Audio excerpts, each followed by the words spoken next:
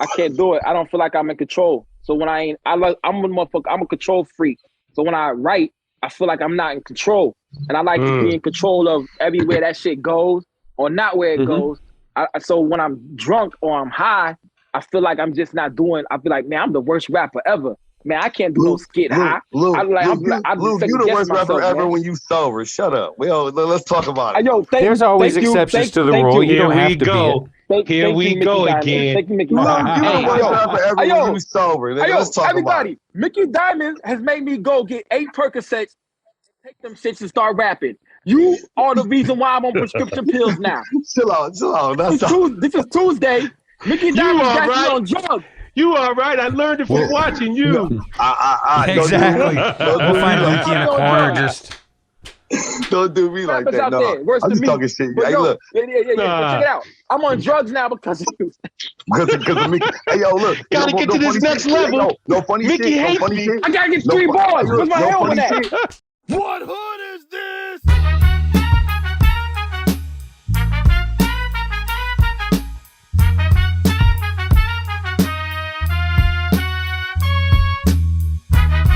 The Abyss Podcast, hosted by Lukey Cage, with Karl and PrimoJAB. Know what I mean?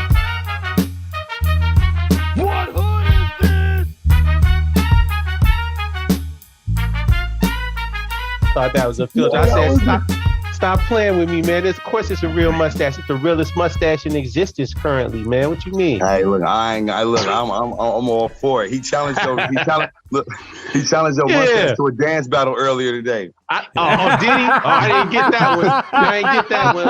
Okay. Say less. All right, Dillinger. Hey, I heard that you all were in a live the other day, and I hit PrimoJAB up. I was like, were you in a live? He said, you didn't miss much. They just made fun of my mustache.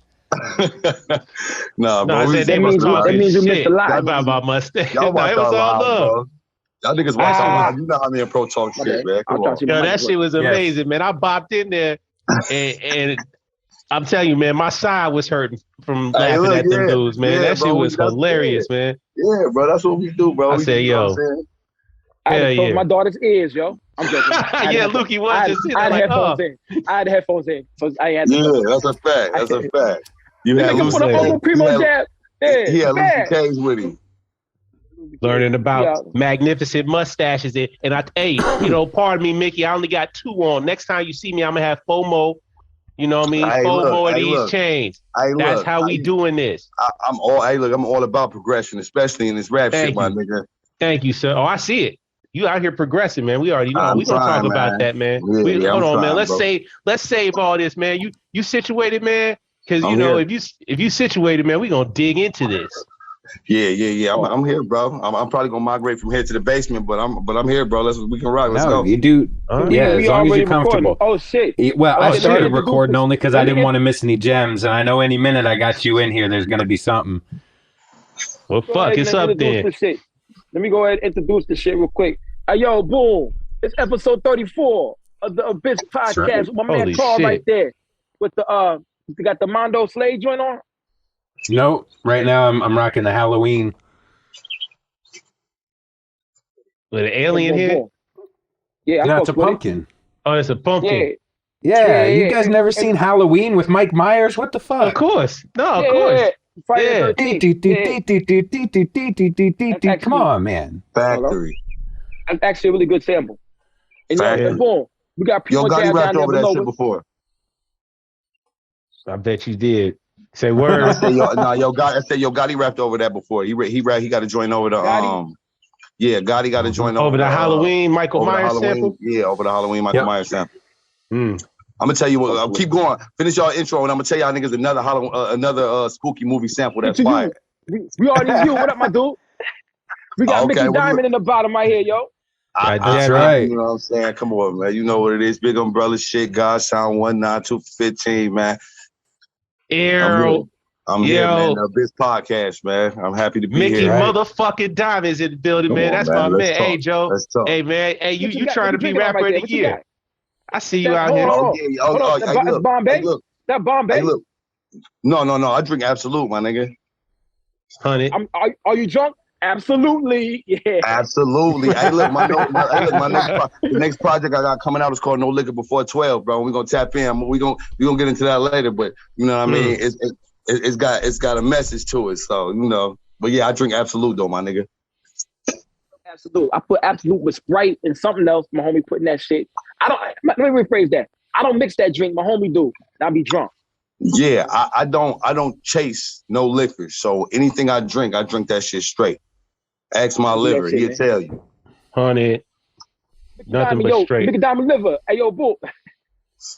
Word. Shit. I gotta taste my shit, man. I ain't like that, bro. I ain't like that, man. You ruining the taste. You ruining the taste. That's how you end up getting hungover and shit, too, man, because all the sugar you know what it is in the drink. It ain't even that, bro. I'm gonna tell you something. From a functional alcoholic, my nigga. Look. When you mix your drinks with sweet shit and shit like that, right. it dilutes the taste, so it dilutes how drunk you are because it's not tasting like it should. That's why I drink my liquor straight, so I know exactly how drunk I am because that's logic. That makes sense. When you drink liquor on a frequent basis, your mouth start tasting like liquor. Yeah, and once it there's gets a to a certain scientific level reason of liquor for it as well. Taste, you don't want to drink no more. Hey, listen to me.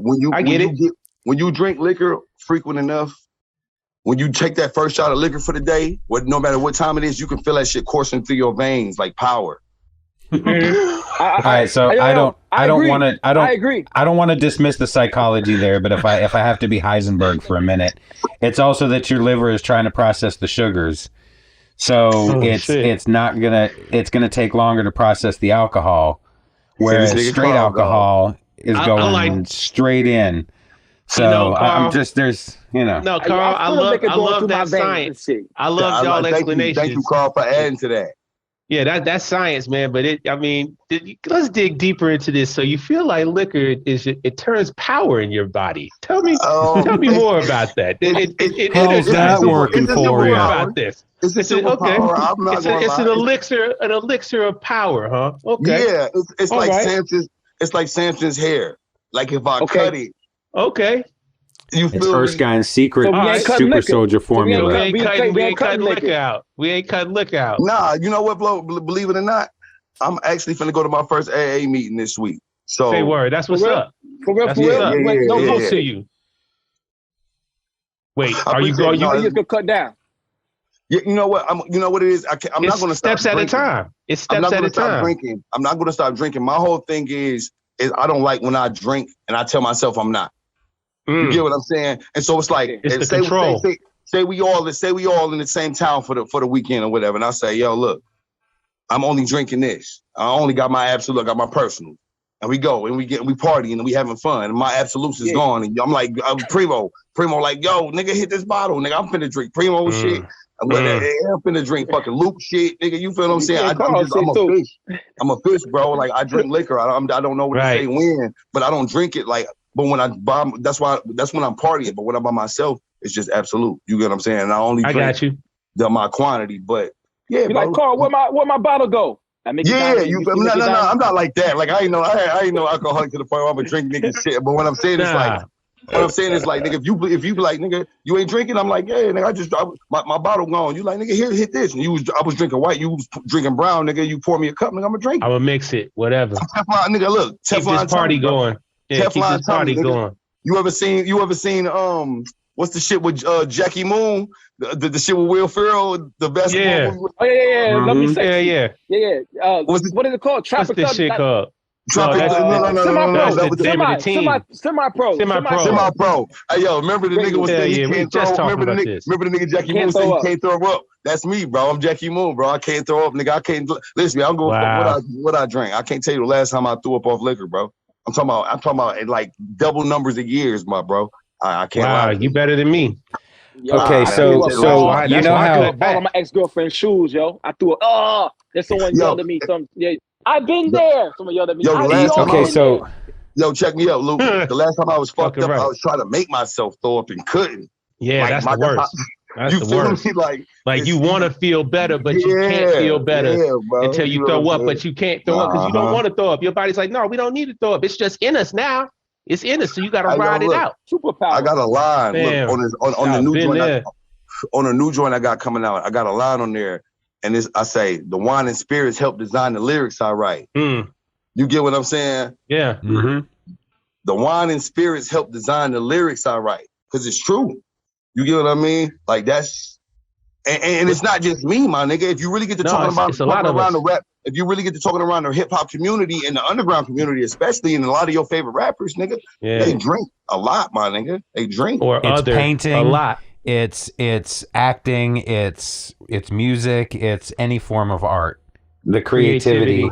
Yeah. There's something about the things we have to do to survive.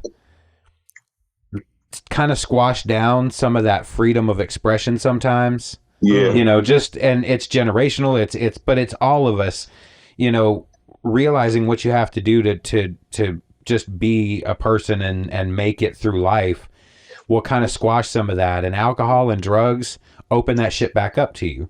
I mean, it's just a proven fact. I can't do it. I don't feel like I'm in control. So when I'm a control freak. So when I write, I feel like I'm not in control. And I like to be in control of everywhere that shit goes or not where it goes. So when I'm drunk or I'm high, I feel like I'm just not doing, I feel like, man, I'm the worst rapper ever. Man, I can't do no skit high. Luke, you the worst rapper ever when you sober. Shut up. Well, let's talk about it. There's always exceptions to the rule. You don't have to be. Here we go again. Thank you, Mickey Diamond. You the worst rapper ever when you sober. Let's talk about it. Mickey Diamond has made me go get 8 Percocets, take them shits and start rapping. You are the reason why I'm on prescription pills now. Chill out. This is Tuesday. Mickey Diamond got me on drugs. You all right? I learned it from watching you. Exactly. We'll find Lukey in the corner. Just don't do me like that. No, I'm just talking shit. Hey, look. Yeah. Check it out. I'm on drugs now because of you.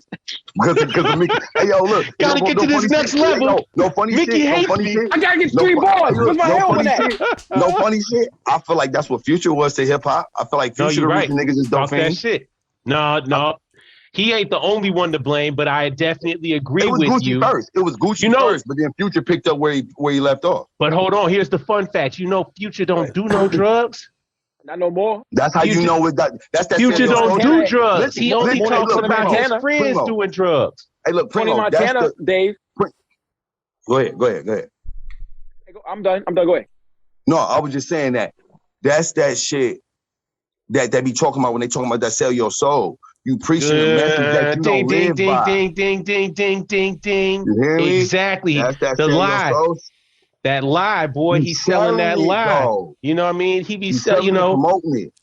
He taught, it's like his shit, Future especially, and I love Future. I live in Atlanta, man. I fuck with Future. I fuck with Gucci. He make great music. He make great music. But yeah, it's like, hey, man, when I found out that whole part, when he was like, I don't even do drugs like that, I was like, damn, man, you making all these songs about pop a pill and do this. And I know the shorties is ingesting your music out on and loving it by the word and following and Primo, they reading it like Bible, my nigga. Facts. That's a Bible to them. Absolutely right. And they doing what you do. They pouring up the dirty Sprites. I wasn't doing Percocets before he said that shit. I was looking for Percocets after he said it. It wasn't. Fucking right. What's a Percocet? That's what's in mommy's cabinet. Let me go get that. The nigga said, I fucked your bitch in my Gucci flip flops. In the next summer, everybody had fucking bitches in Gucci flip flops. I remember I was a victim of that. Like shit. I mean, mine are only Nike, but it's okay. Hey, check it out. Check it out. Reciting the verse. And here's the fucked up part about the Percocet aspect of it. Mad niggas was getting fake perks and ODing and dying. Oh yeah, that's the RIP to all of them. Yup, all that. That's that fake. Look. And now they got this fentanyl too. Don't even get caught up with the next level fentanyl. There's 2 different levels. It's bogus out here with these pills, man. Don't touch no pills. You don't know if that's real. I respect to everybody that they got their vice, because vices is their vice. Everybody got their vices. But me personally, I don't dare. I don't indulge, bro. I don't fuck around, bro. Liquor, listen to me. I got enough. Liquor got enough a hold on me enough that I couldn't imagine if I was fucking with nothing else. You feel what I'm saying? 100%. Nigga, I would. You know what I'm saying? And just not even just on some mental shit on my career type shit. Just me myself as a person. Like, you get what I'm saying? Like, I couldn't imagine, bro, like having another monkey on my back when I already got one on my back. You got 2 monkeys on your back, my nigga? That shit gotta be fucked up, expensive. Bro. Because everybody who do fucking drugs, bro, drink. Yeah. Fucking right. You gotta chase it. You gotta chase it. Any kind of drug. Chase the feeling. Anybody who do any kind of drug, they drink. That shit go hand in hand. And I'm gonna say 75% of the people that do drugs and drink, 25% of them don't smoke cigarettes, but the rest of them do. Hey, yo, they got mental health issues as well. Hey, yo, what bugs me out about fiends down here, they do drugs. So I take a piss outside of my job every day. You know what I'm saying? Where you at? Where you at, Luke? Atlanta. Okay. So, boy, I'm downtown Atlanta. So, boy, I take a piss at work. I take a piss in the same spot. It don't stink. It don't stink. But when them dolphins come piss, oh my God, yo! You ever smell? Goddamn! You ever smell a crack fiend fart? Oh shit! Yo, you remember remember Toxic Crusaders? Hey, you remember Toxic Crusaders? Hell yeah, I remember the Toxic Crusaders. That's what they pissing. They pissing Toxic Crusaders shit. They pissing all. They piss at all toxic waste, my nigga. You can smell it dope. Hey, look, PA ain't supposed to smell like that, yo. Summer sun hit a dope fiend piss, nigga. You can smell that shit from your front porch, my guy. Oh my God, yeah, that shit is horrible, yo. It smell like it's melted concrete. Damn, Mickey, your words are so vivid. That turned my face like, I don't want. Oh my God, Joe. It's the real, bro. It's the real. Yo, when I went to it looks like when I was in high school, right? When I was in high school, we had these firm. You know how like they had like the radiators in the hallways and shit to keep the school warm and shit, right? Yeah. Niggas used to skip class and piss on the radiators, bro, and dip school. And when you get out your class, nigga, they done pissed on the radiator so it's hot. And the whole hallway, whatever floor that hallway was, bro, that shit smelled like piss, bro. I swear to God, bro. My God. I was telling my girl I smell it. I was telling my girl the other day, we used to have literal food fights in my school, bro. She was like, what you mean? I'm talking about like the shit you see on TV, nigga. This shit was every week, nigga, to the point where niggas get to throwing chairs and shit, bro. I went to Detroit Central High School, bro. That's the high school I went to. Wow. Real Detroit nigga. You an east side or west side dude? I'm from the west side, bro, but all my friends is from the east side, and everybody I fuck with is from the east side. But I grew up with west side niggas, so I would say I'm a west side nigga at the end of the day. Okay, right. But you know, but you know, the shit is subjective. I'm universal, my nigga. I wouldn't even say I'm a Detroit nigga. You get what I'm saying? You see how everybody you see me. I mean, come on, you see everybody you see me with is a New York nigga. You get what I'm saying? But you are. I mean, you know, I had to ask that because you are a Detroit nigga, man. Like, I mean, after really digging in and playing your music and shit, you be talking Detroit shit. Like you got the Detroit twang and everything. Yeah. But I don't think, I think you a Detroit ass rapper nigga too, man. Like it's evident in your style, man, and how you spit. You know what I mean? Like you are a real Detroit ass dude. Like, yo, I appreciate it. Moving through Detroit. You can hear it. You can absolutely hear it. You know, my city's subjective, bro. So if you really look up the Detroit sound and Detroit music, my shit is on the polar opposite of it. So if Detroit music is, but you one of them though. I told you you definitely. I mean, you're certified in Detroitness. Like, I mean, that's without question. Exactly. You bona fide, but that's what I'm saying. I wasn't born here, but I was raised. Oh, maybe that's it. Yeah, if you was raised, where were you born at? I was born in South Carolina. Oh, okay, that's what's up. We moved, but my father was in the military, so I moved around a lot. You get what I'm saying? Like I'm talking about a lot, my nigga. You get what I'm saying? I don't have a child. You know how niggas grew up, niggas be like, I've been doing this since I was 5 years. I don't got no child. No, I don't have that either. I feel you on that. I get it. I see what you're saying. Yep. We moved around a whole lot. You get what I'm saying? And then we finally settled in 96 when we moved here, and I've been here since. And that's what made me a Detroit nigga. But even as a Detroit nigga, because I wasn't from Detroit, hanging with Detroit niggas, I never felt like I fit in, like I was a Detroit nigga. You get what I'm saying? That's why you move around between East and West, and like it's nothing for you. And then look, check me out. When I was 16, I met my baby mama who was from Newark, New Jersey, and we had a baby. And so I was going, you know what I mean? I was already into East Coast cultures without realizing that what cultures was and so forth, because Jay-Z was my favorite rapper. I was always listening to the Locks, Rough Riders, Diplomat. You know what I'm saying? Early on, when these niggas was new, when you had to get like that shit on like the Clue mixtapes and all that shit. You get what I'm saying? And then I met my baby mother, and then she got pregnant and she moved back to Newark. And I started going out there, catching buses, catching Greyhounds out there and shit, and getting, you know what I'm saying? So all the mixtapes and songs that niggas was, it would take songs, bro. I'm talking about 6-7 months to hit here. Yeah. That niggas, the niggas that heard, you know what I'm saying? Niggas that heard on Hot 97 because niggas was playing exclusives and all that shit, and y'all got 8-9 different mix shows on Hot 97 back in the day. Types, you know what I'm saying? I'm coming out there getting all the Clue mixtapes and all the fucking DJ Envies and the Green Lanterns and, you know what I'm saying, Diplomat mixtapes and all that shit. I'm bringing it back here, bro. You know what I'm saying? So I've been entwined in this culture since I can remember, but my shit has always gravitated towards the East Coast, bro, because before this new age shit, when they gave it up, you know, East Coast gave it up, bro. And I mean, I don't mean gave it up in the sense of like they did their thing because they did. But when I say I know what you mean. I mean they relinquished their sound, bro, and they relinquished themselves, bro, and start bowing down and start trying to conform to other forms of music and so forth, styles, bro. And then when they had it on lock, when they had it on lock, and a lot, you know, certain people capitalized on that shit and got rich. Like I'm gonna tell you a couple. Dipset. Jadakiss, Dipset, Fat Joe. You know what I'm saying? There's certain people that when down south rappers start popping, they was holding at like, yo, come fuck with us. You know what I'm saying? Off the dribble. Jadakiss was on Mad Gangsta Grizzles. Oh man, listen, nobody listen to Jadakiss and Lil Wayne. That's what I was just about to say. Jada and Lil Wayne, boy. Them niggas are the feature kings, bro. Nobody got more features in the world than them two niggas, bro. And you know who? Listen, I'm gonna tell you a nigga who low key. If niggas pay attention, who finna be the next feature king, bro. Like he be on everybody's shit, especially on his underground shit, bro. Every time you look up, J. Cole? that nigga pro. That nigga pro.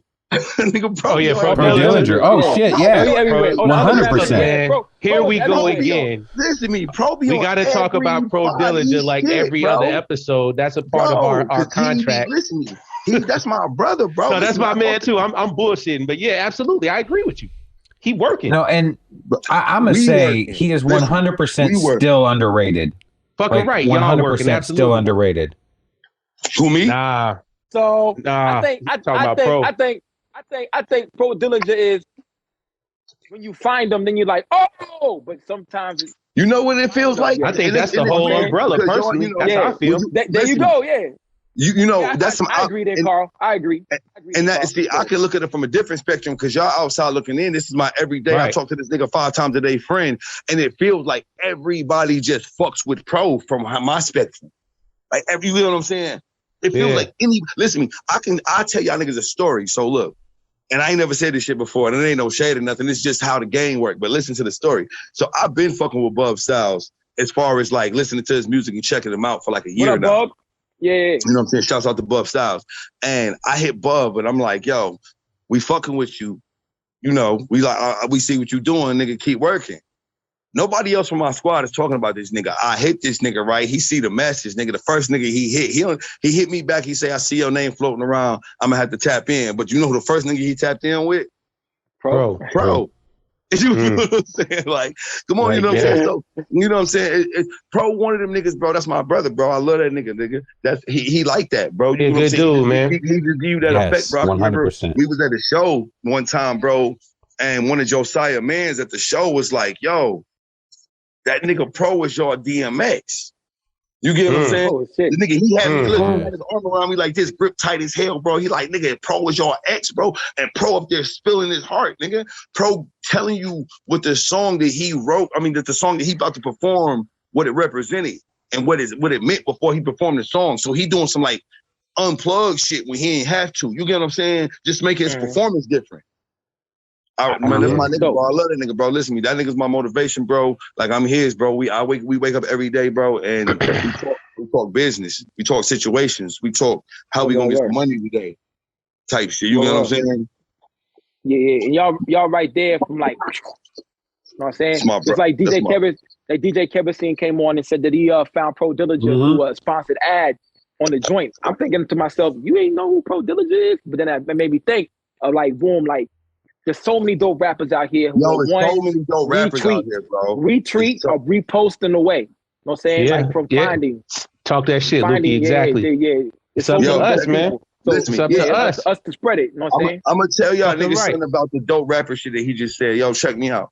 Y'all niggas don't know what it is and what kind of blessing it is with so many dope niggas out here in the world, bro, that I wake up trust me, I do. Listen, that I wake up every day and niggas is like, I'm new followers, new people is fucking with me, like really listening. You spitting that shit, bro. You going crazy right now. You fucking going crazy, man. Let me hold on, man. Crazy, look, I ain't going crazy. Yeah, niggas. And that's exciting to hear. That's exciting to hear because right now, I mean, shit, you got like 3 of my favorite songs right now. I appreciate it, my nigga. You and your man, A La Prim. You know what I mean? Fire. I fuck with y'all heavy. I love to hear that. Carl, damn, that's fire. Carl made me dig deeper into y'all, and then Pro Dillinger also made me dig deeper into the whole rest of the Umbrella Collective. But yeah, Carl turned me on to. He turned me on to the Umbrella period. And I was like, oh, word. And that's when Carl I started on the digging next around. album. Carl on my next album, yeah. Oh wow, shit. I got a joint. I'm gonna go ahead and say it now before y'all niggas hear it. I got a joint, right? When y'all niggas did the top 75 podcast, when y'all niggas did the top 75 rapper list of last year, right? Okay, yeah. I felt the way about it, and I'm gonna keep it a bill, and I'm gonna tell y'all why. That's what it was supposed to be. I commented on y'all post when y'all first did the post or whatever, when y'all first dropped. I saw it. And I'm looking at the names and I'm like, yo, you know, a lot of these niggas, y'all was naming a lot of niggas that got situations and deals. You get what I'm saying? Like, that's right. Y'all talking, you get what I'm saying? So I don't get me wrong. Coming from the underground and remaining underground is not underground rapper of the year. You get what I'm saying? Underground rapper of the year is that nigga that's crawling out the sewer, bro, that nobody knew existed. And next thing you know, all the people that you fuck with is fucking with him. Like, I'm gonna name a nigga right now who everybody is fucking with low key, but nigga, everybody ain't know him. And I'm gonna go ahead and say the nigga name right now, the nigga Vegas 7 Neroni. Vegas 7 to roll. I seen his name popping a couple of times. Bro, listen to me, bro. I ain't heard any songs of his yet. The nigga's so nice. Yo, check me out. The nigga's so nice, bro. The nigga's so nice that I felt the way when I first heard the nigga. I had to hit it. I hit Copenhagen. Look, I hit Copenhagen. I said, bro, man, this nigga gonna have a fucking blade duel to the death, my nigga. Like, we got one of us gotta die type shit. You get what I'm saying? Cause he talking that shit like me. Like, you get what I'm saying? It's not a lot of rappers. Like, it's a lot of rappers talking that shit. And everybody talking that shit their own way. But everybody's so stuck in the coke rap and all of that bullshit and the drug rap. I take it different places that niggas can't take it because I'm cultured and because my mindscape and the things I'm into allow me to do that. You get what I'm saying? Absolutely. It's not, you know, I'm not one of them niggas that's looking up video games to reference. Nigga, this shit coming from, this shit is like muscle reflex, nigga. I'm thinking about, you get what I'm saying? Yeah. I was just in the arcade. I got a video. Look, I got a video from a week ago, nigga. I'm in my man's studio. He got the arcade machines down there. He got NBA Jam. He got the arcade machine with all the Mortal Kombats on there. He got the arcade machine with all the Street Fighters on there. Nigga, I jump on Mortal Kombat 1, pick Sub-Zero, beat Johnny Cage, and do the finishing move, nigga, on the arcade stick. What type of nigga you know? Right. You feel what I'm saying? That's pick right. one of these pick one of these millennial niggas. Come on, bro. Come on, bro. I don't even know those moves anymore. So you're right. Before you get too far, before you get too far away from it, listen to me, bro. Four down, four hot punch, nigga. Four down, nigga. That's Sub-Zero. He gonna rip your head off, nigga. Come on, bro. Wow. So, like, you know what was it? What was it on the top 75 episode? It was the fact that I wasn't on there, bro, and I had. Listen to me. We could talk about niggas who had projects, and we could talk about niggas who had dope projects. And when you're talking about a pool of 1,000 niggas, of course, everybody had dope projects, bro. I'm never saying I'm the best rapper, never. But I know I give it up different. I don't rap like these niggas. My voice different. The beats I pick different. The way I construct my projects. You know what I mean? Everything is different, bro. And these niggas is. I listen to these niggas' projects, bro. You get what I'm saying? And listen, I can name shit about where niggas started biting my style, and you can hear it in niggas' projects now. But I'll go into that on a later. We'll do that on the second. It's a good episode. Turn up the volume, everyone. Shit. Mickey, here we go. To my defense, to the podcast defense on this right here, I'm pretty sure if I asked 50 more people, 50 different people, they would have gave me different names. It wasn't just me, Karl, and PrimoJAB throwing names on there. It was people that we gave 25 people. You know, we should have asked more people or different people. We gave 25 people the name, I think 50 rappers or some shit like that. They named 50 rappers. All right, now Lukey. So boom. Now Lukey.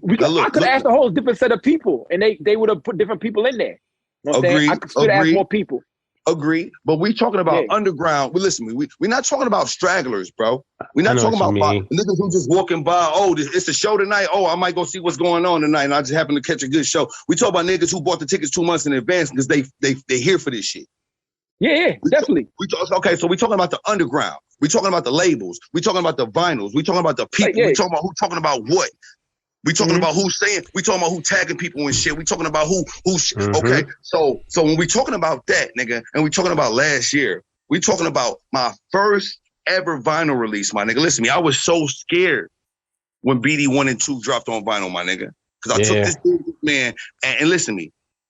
I'm not gonna talk numbers, but I'm gonna say the numbers then and now is on a completely different scale. But the numbers that the man gave me at first, I was happy with, because nobody never in my soul, in my life, ever came to me and was like, yo, I believe in you. I want to push your project. Let's get some money. You get what I'm saying? Yeah, so, that's raw. Listen to me, all I wanted to do at that point in time, bro, and I'm telling y'all niggas this shit from my heart. All I wanted to do at that point in time, bro, is prove something to my girl and let her know that I'm not rapping in vain. Shit, I feel that. I feel that. This shit ain't just some shit I'm just talking about or just doing in the basement. It just, you get what I'm saying? Everything take time. It's steps, bro. Motherfuckers want to be born as a baby, bro, and just start off as a grown man. And just walk. Yeah. Come on, my nigga. This shit don't walk. Crawl for you walk. You gotta crawl for you walk. Yeah, and you gotta be careful. Listen to me. And when you a nigga with talent, bro, you gotta be careful who you allow to get behind you, because certain motherfuckers know that you want to walk. Know that you want to be born and crawl, and so they feel like you're gonna be born and crawl. They just want to be behind that because they believe in you so much, but not for the right reasons. They just you get what I'm saying? They're not gonna allow you. They're not gonna tell you to take them baby steps or be there when you for you. They want you to be born and be a grown man. So you don't have to tell me what it was that I said that made it on your album. But because I'll buy the shit anyway. You're gonna hear it. But was it something that I said against or for you? No. Probably for you. No, I'm not a pet. You before me. It was for me. Yeah. Okay, because I don't know if you can see this, but number 43. Mickey Diamond. Oh yeah, Mickey Diamond. Yeah, you better than Lukey Cage. That's my personal list. I'm just telling you. Luke, yo, I'm gonna tell you. Look, I'm gonna tell you why you hopped on my radar. Primo, don't take that personal. It was really tight. This is how you hopped on my radar, Luke. Because I heard Casey Jones and was like, yo, who the fuck is this nigga that sounds just like RZA? Hey, I didn't even try to rap like that. Hey, I'm gonna tell you what. I did spoken word over beats. So it just came out like that. I'm in the pocket right now. Listen to me. Listen to me. He was trying to capture a Wu.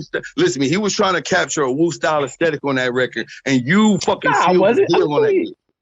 Oh, thank you. You sealed the deal on that. But listen to me. When you came on that motherfucking rapper, bro, I'm like, yo, this nigga in the video was fire, bro. Like, I just watched that shit today. Casey Jones is what put Mondo on my radar. What up, Mondo? Yo, I was rap. That wasn't no skit. Yeah. We're here, motherfuckers. Yeah. Yeah,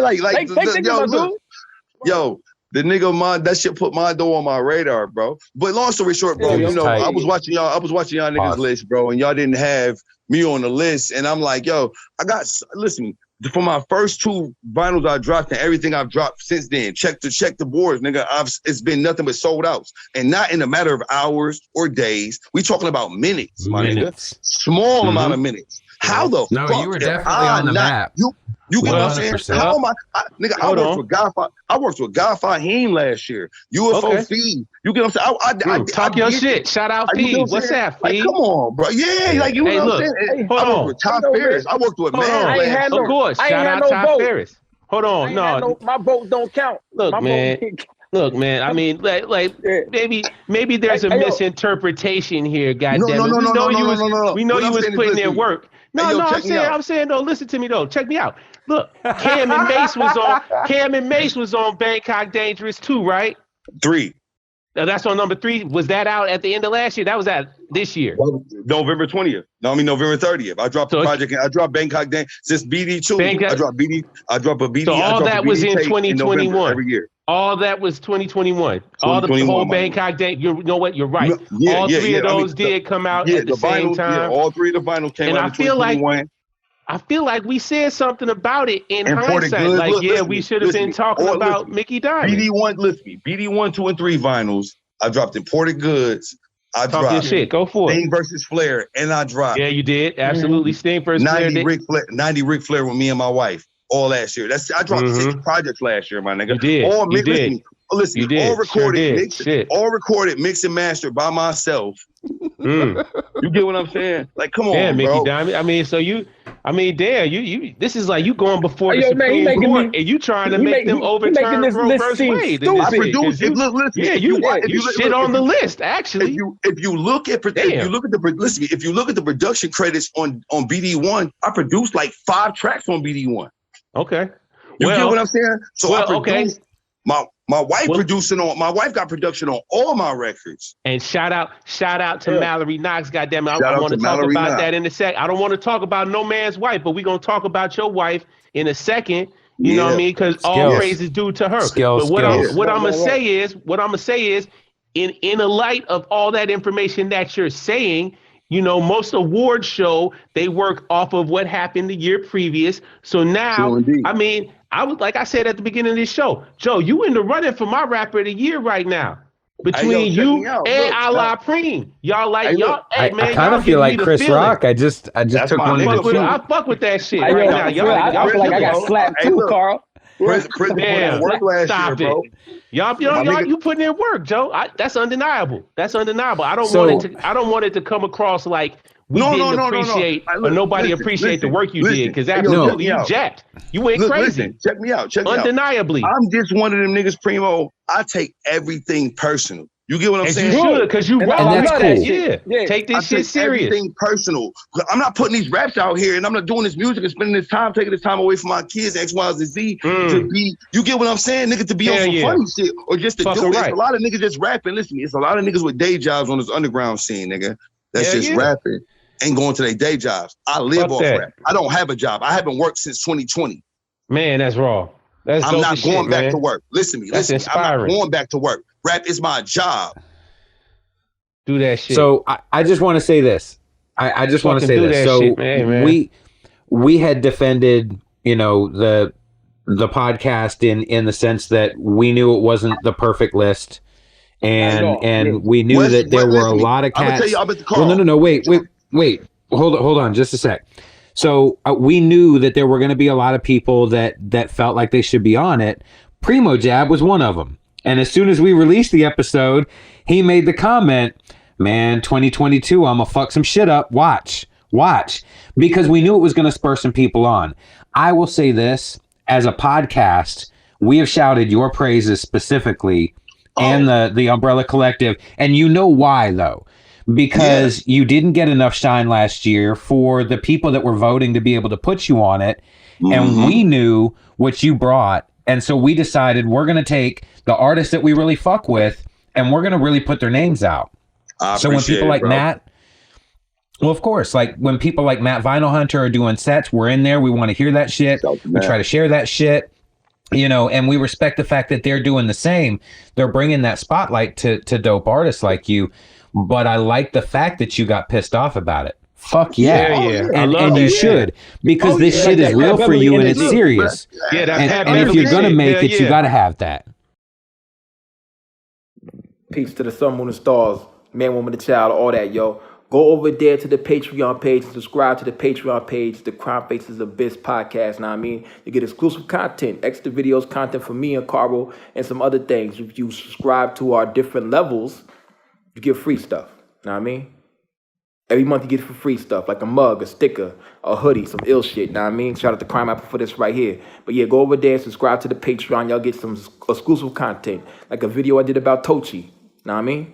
I called him Tucci, but his name is Tochi. But boom, I thank y'all for all watching this podcast, watching it, tuning in everywhere. Go subscribe to the Patreon, know what I mean? Boom, boom, boom, boom, boom. Get more exclusive content from me, Karl, and PrimoJAB, know what I mean? Boom, peace and love. Back to the podcast.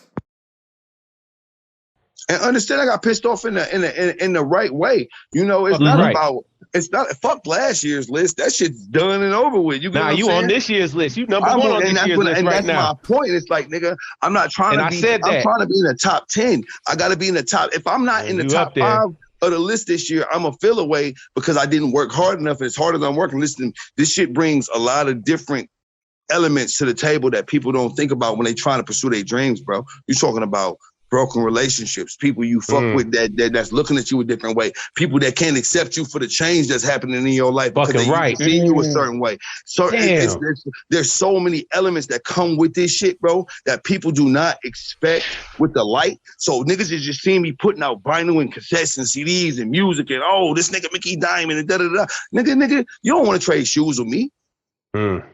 Shit, you don't want to trade right shit, now. Listen to me. Next year, trade shoes with me. I trade shoes with me next year. If niggas knew what I had on what I got on the floor, trade shoes with me. But right now, you don't want to trade shoes with me. You don't want to deal with this headache. You get what I'm saying? I work under the craziest conditions, my nigga, and I still make sure that I deliver on time and give. Listen to me. It's 2022, bro. I wrapped 3 projects. Fucking right. As of today, I wrapped 3 projects today. I'm talking about brand that y'all ain't even heard. Oh, got a project, for real? New projects. Even more? I got a project called Orogu Saki coming out with Raul Duke from the UK. I know Raul Duke. Yep, yeah. I remember that name. Absolutely. Okay. I got a project coming with Raul Duke this year.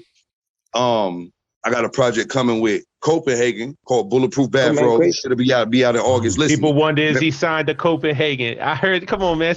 Hey, come on. Hey, man, you thought I was fronting? I don't be talking this shit. You see my mustache? My shit official, man. My mustache official, G. Don't fuck with me. Come on, man. I do my homework. Inspector. Hey, look. And so I'm gonna clear that up. I'm not signed to Copenhagen. Me and Copenhagen don't have any type of formal contract or. It's just that because the man was listen, when I did BD2, right? So when I dropped BD1, nobody was paying attention to me. And I started getting placements, little playlist placements and shit like that from Tiger Uppercut. It's a joint on BD1 called Tiger Uppercut. People was fucking with that or whatever, right? Yes. And that's what started getting me on people's radar or whatever. And I felt like, if you ask me, the dopest song on BD1 was Peace King. If you ever heard Peace King. Yeah, Peace King. I love Peace King. That's a dope story. I talk that shit the whole joint through. Dope story. Peace King, nigga said you was dead. Yeah. Where you been? How your kids doing? Damn, I ain't seen you in years. Like that's regular conversation when you bump into a nigga at the gas station, liquor store, Walmart, whatever. Damn, bro, how you been? My nigga, with your kids? Yeah, my kids now. Damn, I remember you get what I'm saying? Nigga said you got shot and killed. Nigga, nah, bro, I'm good. Boom, boom, boom. Okay, you get what I'm saying? So that's what Peace King. That was the whole.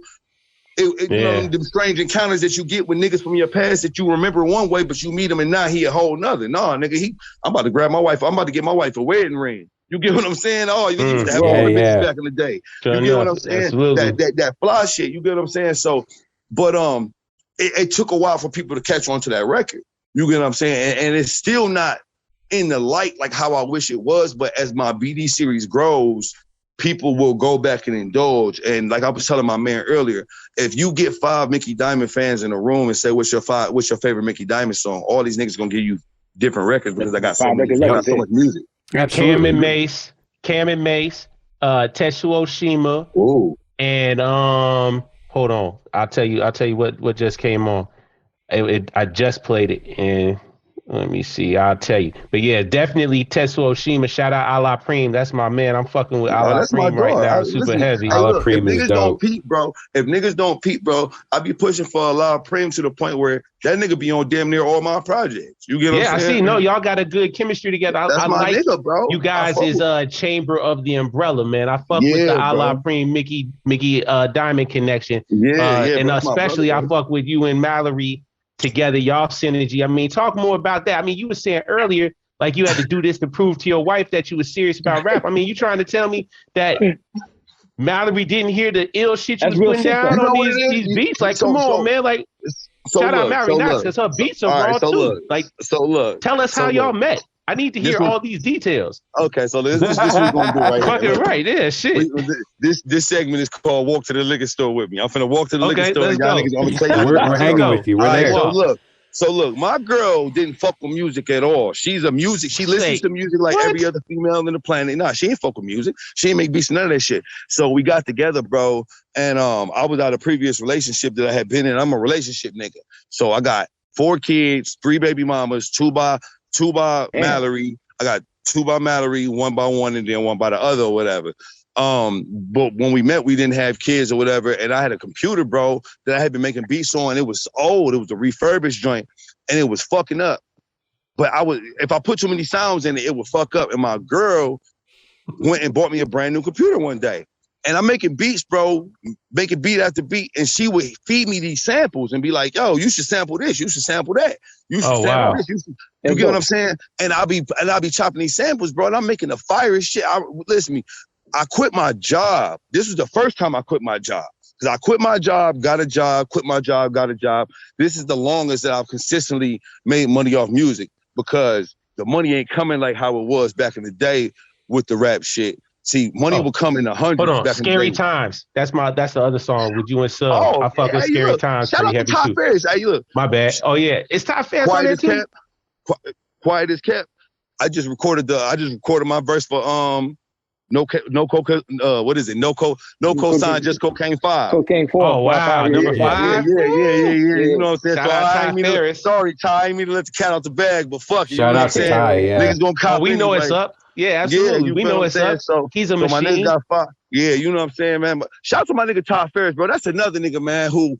Yes. You know, this shit is so it get deep, bro. Like it's worldwide, Swordsman. Right? So yeah. So you gotta think like check me. You know, Mondo from Cleveland, my girl from Ohio, but he live in the A.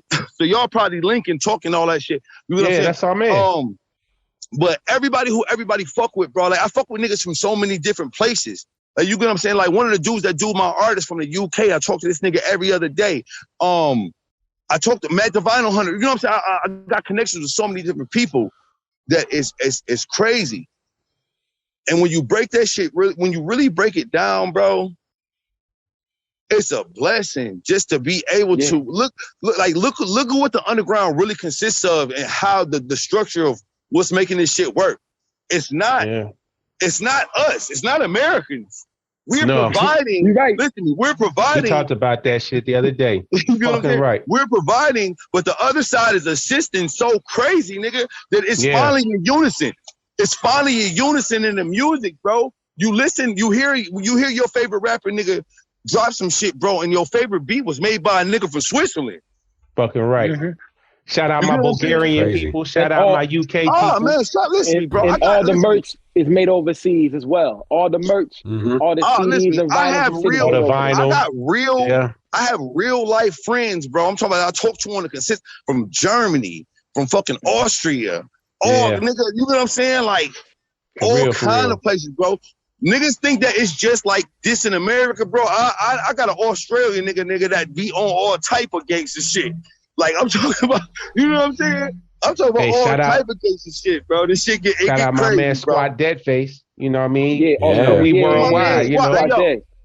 I've been waiting because you know Squad be drawing niggas and shit when he really fuck with them. And that's another thing. That's another thing I took personal, but shout to Squad.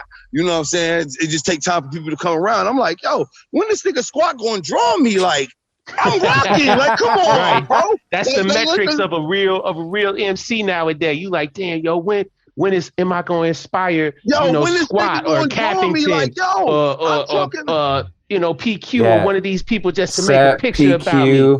Why is it Rhyme people making pictures of me? Skip the frog. Listen to me. You know what I mean? I get niggas that draw me all the time. Please. Draw a picture. Approach. Our guy Approach. Yep. Hold on, wait. What y'all niggas say? Hold on. I feel like I missed something. Hold on, what happened? Nah, I'm just saying, man, we was just saying, man, like, it's so many of these dope ass artists out here, especially like Dave Approach. It's like, it's like you made a milestone when they decide to immortalize you a picture. Like, yo, I was just inspired. I was listening to this dope ass song and I drew a picture. I'm gonna tell y'all niggas something, bro. Pay attention to who I work with and how the game follow. Like, I'm gonna take a prime example of a nigga who I worked with. And I ain't gonna say I was the first nigga to work with him because I wasn't. But niggas wasn't fucking with this nigga like how they is now after I started fucking with him. And shout to my man Craig Dyer. Niggas was not dope before I did the bank. Niggas was not. Listen to me. Everybody got a dope art piece right now, and absolutely. I'm happy. See, niggas don't understand my. But that's how we supposed to do. You know what I mean? We supposed to put people up on game. That's what we do, right? You know what I mean? Put people up on that shit. Ask niggas, bro. I'm the Jason Kidd in the underground, my nigga. Listen, talk your shit. I'm an assist master. I'm the Jason Kidd of the underground, nigga. If I know a situation where you fit the mold, nigga, I'ma toss you the alley. Dunk that bitch, nigga, and act crazy when you do. You feel what I'm saying? Yeah, Three Musketeers line, what? One for all for one. Nah, I mean, yeah, bro. Because at the end of the day, my nigga, listen to me. I rap by myself for a long enough time to tell niggas I can testify it's not fun. It's not fun. Absolutely. But now you're in a collective with dope MCs. Yeah. You've got like it's Clifton and Dark Arts, and you got all these Josiah, dope people that are covering all these different areas and layers. Creasy, Snotty, you got all these people to rap with. Snotty, bro. Shout out to Snotty. You know what, bro? And listen, and those is my team. I'm envious of the umbrella and having the camaraderie that y'all have, man, to be able to have so many people to like just have normal relationships of rapping shit with, man. Oh, no, it's such a joy to rap good when you got motherfuckers to compete against and try to rap hard against, man. Elevate your game. Yeah, man, that's just an amazing thing. I got a joint on No Liquor Before 12. The new joint that's gonna come out is me, Snotty, and Creasy. It's called Casamigos. And I start my verse and I say, my life and time filled with all type of rhyme. I'm blessed enough to write around enlightened minds. And I really mean that. You get what I'm saying? But I mean deeper than just the umbrella niggas. Like my umbrella niggas, our team is Teflon, bro. Our team is Kevlar. Like we bulletproof, my nigga. Like it's too many niggas that do their own. Now. You know what I mean? Like that's how I really feel. I really feel like we got like a NBA team. Like we got a starting five, and then we got niggas that come off the bench and know what they supposed to do. So at the end of the day, our bench is a starting five. Y'all more like a football team, you know what I mean? Because everybody on the everybody doing their thing, man, and making it happen, man. Like I mean, it's been refreshing. Especially like I fuck with Street Dreams magazine, for example. Yeah, and just on that, shout out Street Dreams. And on that episode, on that issue 5 that they just put out, they had a whole mixtape that they did. Yeah, for the umbrella, right? You know what I mean? What? Hold on, man. I got this shit. I ain't no pump faker out this motherfucker, man. See, I just want to say that I just want credit for being on the front of that wave. That's it, though. That's the one. And it's all umbrella tracks on there, man. And these niggas go crazy, man. Like, they just, I appreciate rappers who really want to rap, man, and all of them really want to rap. You know what I mean? It's obvious. You can hear that they trying to be the illest rapper. You know, they all trying to spit ill-ass MC verses. You know what I mean? Imagine being in a group of 10 niggas that's all nice. Imagine that's amazing, man. A group of 10 niggas that's all nice, right? Like all of these niggas nice, right? But they all is still individually different. Exactly. Everybody's different. And battling for that spot. Like we all compete with each other to the point where it's like, you know, at some point the crown switches spots. Like I'm Mickey Diamond right now. I'm rocking right now. My passion for the shit, my nigga, the way I'm on this shit, it ain't gonna never change. But one of these days, one of my niggas in my crew gonna write a joint that's gonna put and niggas ain't gonna be on Mickey Diamond as hard. They're gonna be like, oh shit, this nigga. You get what I'm saying? Like I'm gonna tell you who I feel like that is. And cause he working hard enough, and one of these days he gonna make the right record. Preem. I feel like Preem. One of these days. Man, shit. Tetsu Oshima, man, y'all go crazy on that. Like that's the. I feel like that's. I'm gonna keep it a bill. That was his record. Y'all got crazy chemistry on that joint, and it's like it's just one of those rockers, man. Like you know when you hear it, you got a head nod. It's like it gives you that old feeling that you want to have of just some unadulterated ass dope hip hop music, shit, bro. Like that's all we gonna give you, bro. We not trying to give niggas that watered down, that you know what I'm saying, that pussyfooting around. We not trying to give niggas that over the top. You know what I'm saying? Like shouts out to everybody, it doesn't sound like that. Shouts out to everybody, bro, who doing their thing, bro. Cause you know this underground shit, bro. A lot of niggas look at this shit like we not the gatekeepers, we not the judges, my nigga. No. Niggas don't understand that.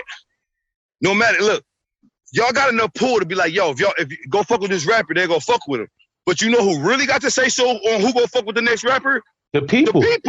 The fucking people. The people. Absolutely right. You get what I'm saying? So when they say, oh, nigga, this the next nigga, go holler at this nigga, the people going. Yep. The label's going to look now. X, Y, and Z and so forth. The rapper's going to look now. You get what I'm saying? He getting features that he wouldn't have got 2 months ago. Yeah. And so forth and so on.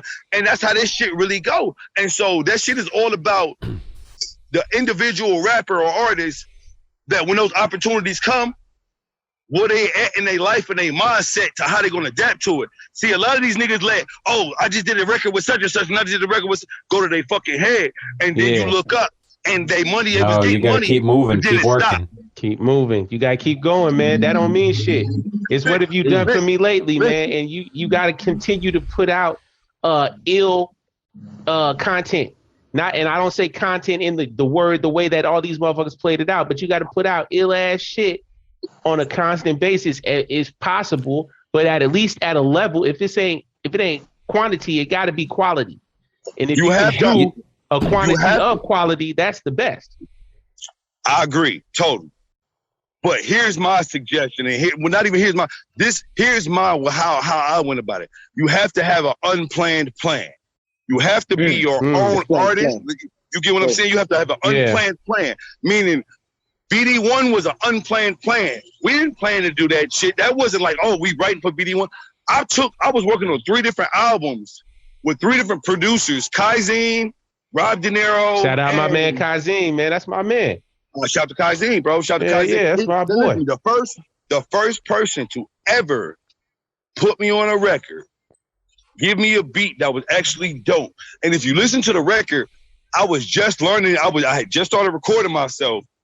And I was mixing my own shit too, so my vocals is stupid low, even though they had their engineer mix it, but they had to work with what I gave them. You get what I'm saying? Yeah. But Kaizine, I got a joint on Kaizine's first album called Gold Dust. And he was the first nigga to send me a dope beat, and I was the first nigga that put me on a placement. They gave me a placement on the project, bro. And from that day, I will not say, he didn't give me the joint that was like, oh shit, everybody fucking with Mickey Diamond. But if it weren't for him, I'd probably still be trying to find my first placement. You get what I'm saying? It was a foot in the door. So shout out to Kaizine, bro. I never, ever, ever forget what he done for me or how he was aware of my talent before the rest of the underground was. Were you on Crime Partners, one of the Crime Partners too? You said he is? No, I was asking, were you on one of the Crime Partners joints? No, he put out that 4-part Crime Partners. Yeah, the 4-part joint, the Crime Partners joint. Yeah. No, that's I was on. He had me on that shit. The Crime Partners joint is how I discovered Bad Lungs and Mo Ruckus. Okay. But there was a lot of people on there. 24 different tracks. Oh, in Maze Overlay. That was my first time hearing the Maze Overlay. Shout out to my niggas Maze Overlay, bro. That nigga's another nigga, bro, that when niggas get hip to him for real, niggas gonna be mad they slept, bro. He be working, bro. But what's the name of the nigga you mentioned earlier? You said a hurricane coming. Vegas 7, the Ronin, bro. Listen to me, bro. The Ronin, yeah. Y'all listen to me. Y'all go listen to me. I promise all 3 of you niggas after this podcast is over, go listen to this nigga. And all 3 of y'all niggas gonna hit me back and be like, yo, I swear to God, I want to hear you and this nigga on the track going at each like not even going at each other on some but just on the track together, like trying to outdo each other. I swear to God, y'all want to hear it, bro. Cause this is the only other nigga on this level, bro. The only other nigga I feel like be talking that shit like me to a certain degree is like Planet Asia. Oh, I fuck with Planet Asia heavy. You know, he just going out here this new shit. Uncle Asia, yo. Planet Asia is one of my favorite rappers on the underground scene, and I'm gonna tell you why. It's because I like unpredictable rappers. I like rappers that I don't care if you think you know what they finna say. You can't tell where they finna go next. He finna say words you ain't never heard. He finna have you looking up drinks you ain't never drunk. He finna have, you get what I'm saying? He gonna take you places. And that's what I like to do. I like to take you places because a lot of niggas, you know what I'm saying? We grew up in an era where I remember when I was being an MC, man, rhyming. I remember when I was in my late teens, bro, and I used to come home every night. That's how I discovered MF Doom was Cartoon Network, Adult Swim. I used to come home and I used to be on the block, no funny shit. We'd be on the block all night selling dope and shit. And then I come home, nigga, like 2 or 3 o'clock in the morning, go in the kitchen, my mama and them have whatever they cooked was on the stove. I make my food, nigga, I go in the living room and I fucking watch Adult Swim, bro, and be watching Robot Chicken and in between that shit, they would show commercials and shit. And one of the commercials they showed, bro, was the video for the MF Doom all caps video. And I'm like, the mouse in the mask. I'm like, yo, who the fuck is this nigga? I never heard of him. You get what I'm saying? But this shit is so dope. Wow, that's dope. The comic book. Don't talk about my mom, Joe. You saw what happened?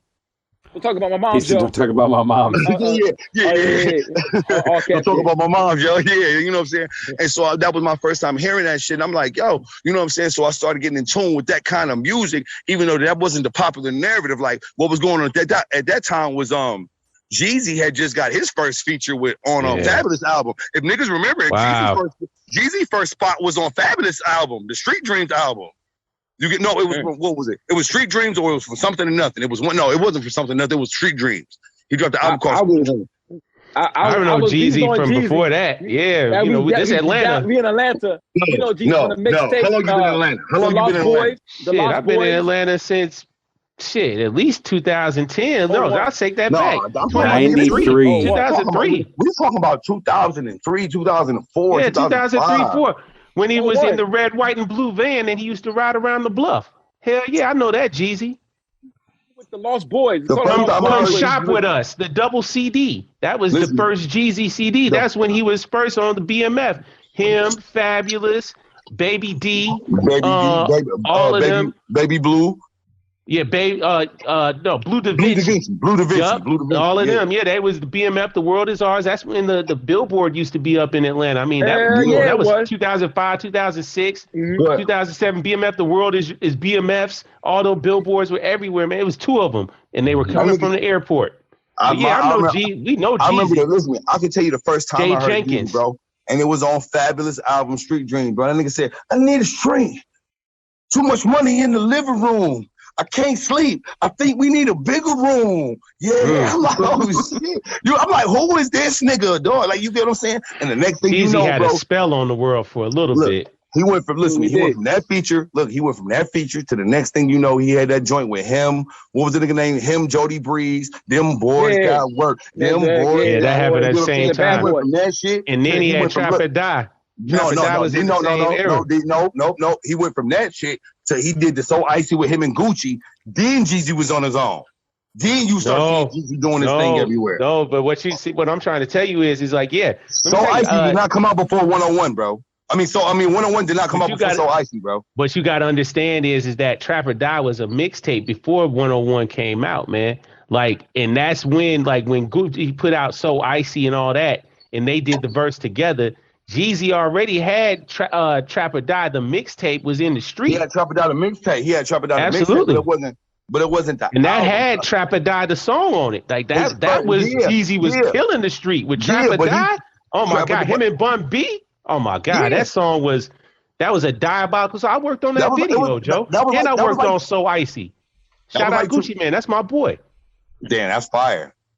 Yeah, you know, that nigga Gucci Man. This mustache done been a lot of places, bro. I'm trying to tell you. I stayed away from Paul. I stayed away from Gucci Man. Every time I seen Gucci Man like 8 times. This is the fat Gucci Man. I see Gucci Man. I go real guwap. Yeah, real guwap. I fuck that. I didn't want no smoke. That nigga tall too and big with a big belly. Man, Gucci a cool motherfucker, man. Man, fuck. No, he wasn't.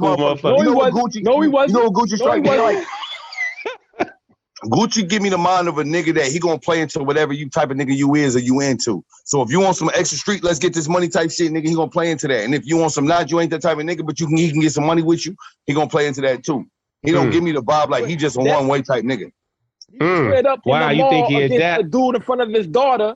And absolutely. Talking about you were there that day? Shit. Hold on, hell no, I wasn't there. Oh, okay, I wasn't there. It was on the news. I remember that shit. Gucci did was on the news. That shit was hilarious.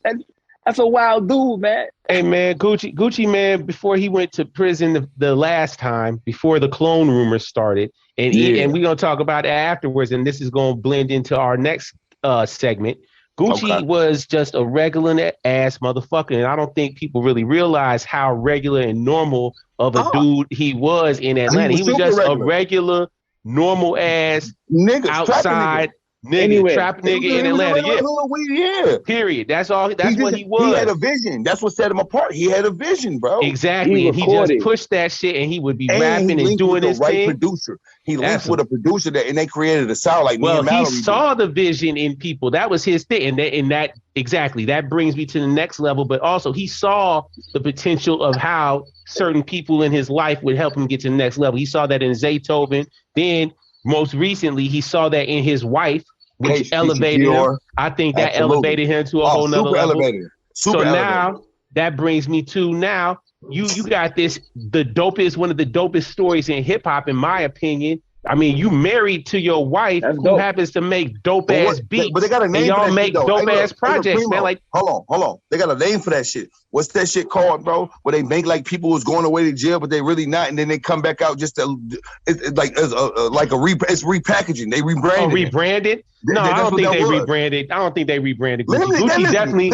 Gucci definitely went to prison. He definitely went to prison. He was fucking up. You don't think so? No, Gucci went to prison. What nigga? You listen me. Gucci went to prison. And came out looking like that nigga had a personal trainer the entire time he was there. He was programming. He was programming the whole time he was there. I mean, that can happen. I don't believe the clone rumors, man. So why wasn't he doing that shit for the 10 years prior when he was just out? Because he was doped out, man. He was on drugs. I mean, again, this also brings us full circle, because he had substances and parties and influences in his life that didn't allow him to find his higher self.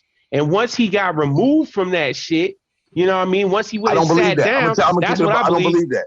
I can't believe it, man. I don't think Gucci's a clone. I don't think I think that's the real clone. Yeah, I think he stopped being on drugs and he better. No clone, but it's more money in preaching health and fitness in these days, nigga. So that's what he owns. It's some money in that. And that's what he's doing too. He got a bad fit bitch who got a bad fit body. She want bad fit niggas. You think that bitch ain't at NBA games looking at niggas with tattoos and X, Y, Z? She like, nigga, I can't be with your fouls and fuck how much money you got, nigga. J.R. Smith that's why he keeping it up. Tonight. Nigga, let me get my shit together, nigga. Okay, but she got her own bread too. You know what I mean? And it, you know, I think she, you know, if she was gonna do that, she would do it. Bitch got money, so I can't hold her and call her some old bum ass bitch and disrespect her like I do the other hoes. I gotta really shape up, nigga. He met the first bitch in his life that was on his level. He was like, yo, I gotta get my shit together. She leveled him up. Yeah, that's dope. I'm glad that happened to him. But niggas, you know what I mean? I think that's the best thing that happened to Gucci, man. Niggas shouldn't level up off the idea of fear, bro.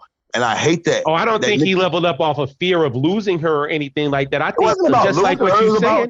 It's the opposite. It's about taking her. Kanye shit. It's Kanye shit. It's not about losing her. It's the idea of not being able to get the bitch I want. And I got all this money and I can do anything in the planet, but I can't get the bitch I want. I don't think that's so. Look. She don't care about my money. She don't care about my cars. All she want me to do is be healthy and fit. So guess what I got to do? I got to get down on her level and get what she wants. So I can keep the bitch. And that's a good thing.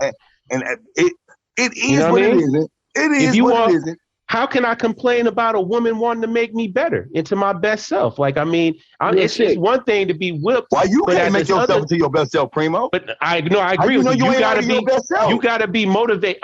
And that's real too. I agree with that. I didn't hear about you. Listen to me. I didn't hear about you everything you said, Primo. I didn't hear PrimoJAB name because some bitch told me, oh, PrimoJAB rap. Listen to him. So why the fuck is you? You not just listen. I know you your regular. Listen to me. You your regular self. In my regular world, my regular female don't look at me like Mickey Diamond. Oh my God, X Y Z. Okay. Nigga, I'm saying, listen. I'm selling vinyls. When you do a vinyl deal, you get X amount of copies. That's not numbering out your vinyl situation. You sell those vinyls to the people who missed the drops. Because I didn't set. And listen to me. Before I say this, I didn't set the number. If you go to Discogs and all that bullshit, they set the number. So if you selling my project for $400 or $500 and you hit me up, if they selling my project for $400 or $500 and you hit me up and say, oh, do you got a copy of BD1, BD2? Yeah, I do. But it's $125, $150. And that's on the low end because if you go and get it off Discogs, then you're going to pay $300, $400. So you might as well get it off the artist. I'm glad you brought that up. Yeah. I'll autograph it for you in the whole shit. Oh, wow. You get to screenshot your conversation with me if I ever blow. You know what I'm saying? It's an investment. That's what it is. And so that's another nod to why I felt like I felt disrespected by not being on y'all list was the simple fact that I created it. Look at me. I'm about to take something. No, go ahead, please. When y'all go look at it, where Karl go? No, he here. He right there. Karl right there. Karl.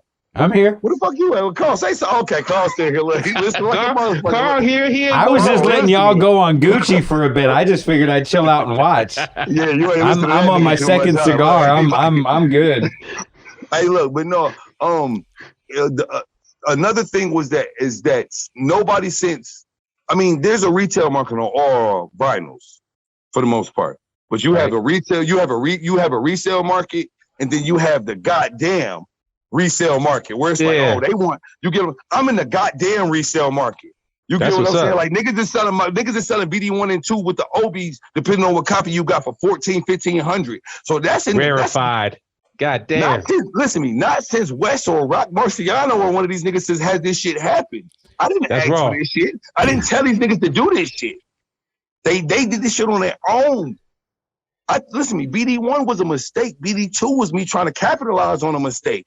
BD3 was the only calculated album that I had planned since I started this shit. Imported Goods was a fucking filler tape that was meant to keep the whole niggas over because I was going to drop BD3 in June because Copenhagen told me he wasn't going to be able to drop BD3 until fucking January 2022. And I'm like, nigga, I'm not trying to wait Imported Goods is that shit, though. Imported Goods is that shit.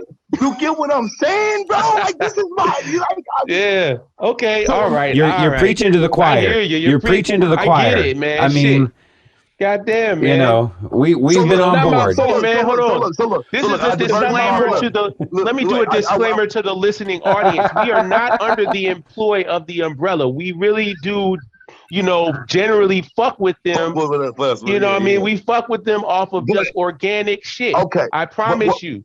My point that I was trying to make, but we're gonna talk about them all the time because they raw. I mean, listen to these facts.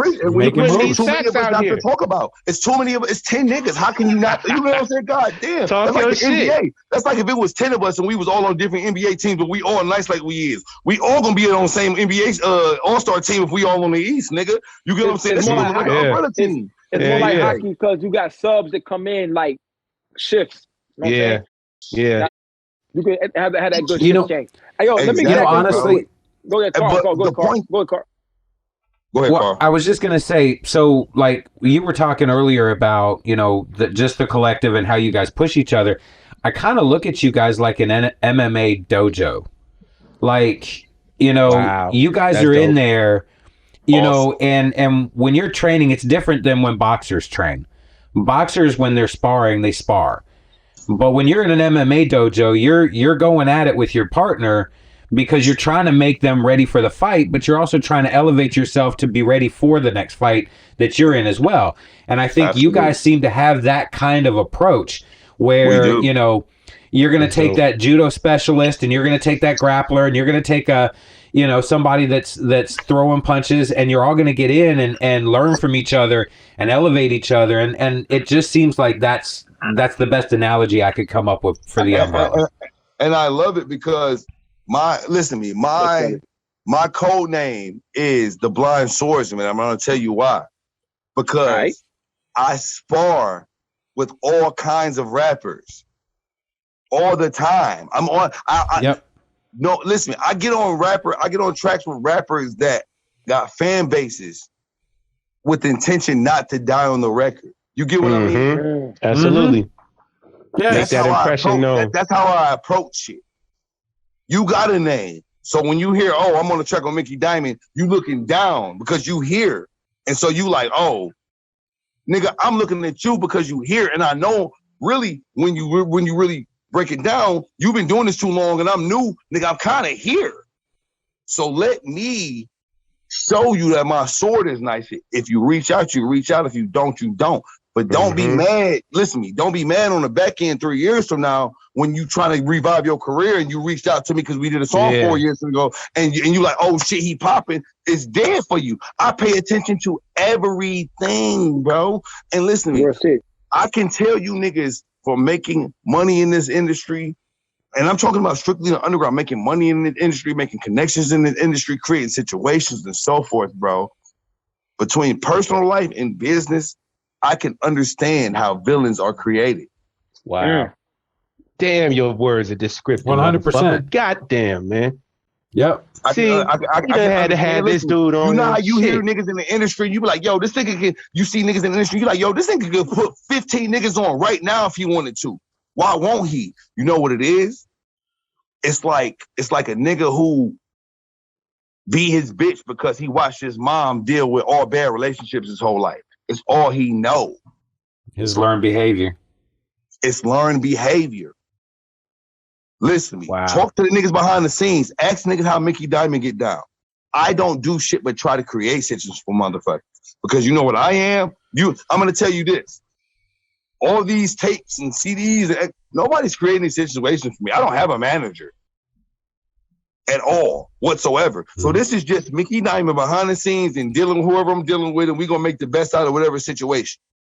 That's why you see some productions look better than others. But at the same time, the fan base is there. So whether it's a blockbuster production or a B movie, people still gonna see it. You get what I mean? True. And so when you look at it like that, yeah. So what I have come to create, and I'm starting to notice people telling me this, and it wasn't intentional. It wasn't intentional at all. I have a cult following, and I'm building, and this cult following is going to continue to grow because I tap into the inner soul of the youths. All you niggas is my age. If you between the age of 40 and 35, nigga, half the shit I'm rapping about, speaking about, referencing, mentioning, punchlines, nostalgic. Make you think about a time when life was a little bit more simpler or bad. Yeah. Like, what was I doing? It has that feeling. Whenever you post a video game quotes and shit. Yo, listen, that's my shit. I can remember coming to visit. I stayed in South Carolina, and we was driving up here to visit. We was driving up to Detroit to come visit my peoples. And we stopped somewhere in like Kentucky, right? And we went to it's a restaurant. If y'all go down south, there's a restaurant. It's like it's called Shoney's. I don't know if y'all ever heard of it. Shoney's. Ours is closed down. We went to a Shoney's, right? And we in the Shoney's, and I go to the Shoney's, and everybody done play Street Fighter at this point in time. It's like 93, 94. But they got Super Street Fighter, and the intro start with the Kuma. And I'm seeing the Kuma, and I'm like, yo, who the fuck is this nigga? You get what I'm saying? And listen, that memory is forever burnt into my brain to the point where one of them niggas, man. Yeah. Come on, bro. So that's one of my favorites. That's how I like to think of, that's how I like to think of myself. I like to think of myself as a Kuma. Akuma was a different era. Nigga. Absolutely. Listen to me. If I ain't got shit, if I don't got nothing, listen to me. If I don't got nothing to promote, if I ain't got nothing to do with something, when do you hear from me? I'm off the grid until it's business, right? You know what I mean? It's time to kill bison. Get busy. It's time to kill bison. You feel what I'm saying? Every blue moon, every blue moon, bison might be looking too big, and I gotta call in Ken. That's pro Dillinger. You know what I'm saying? I gotta call in. You know what I'm saying? Me and pro Dillinger, we gonna beat bison together. But at the end, all my niggas is like that. You get what I'm saying? I don't want to call.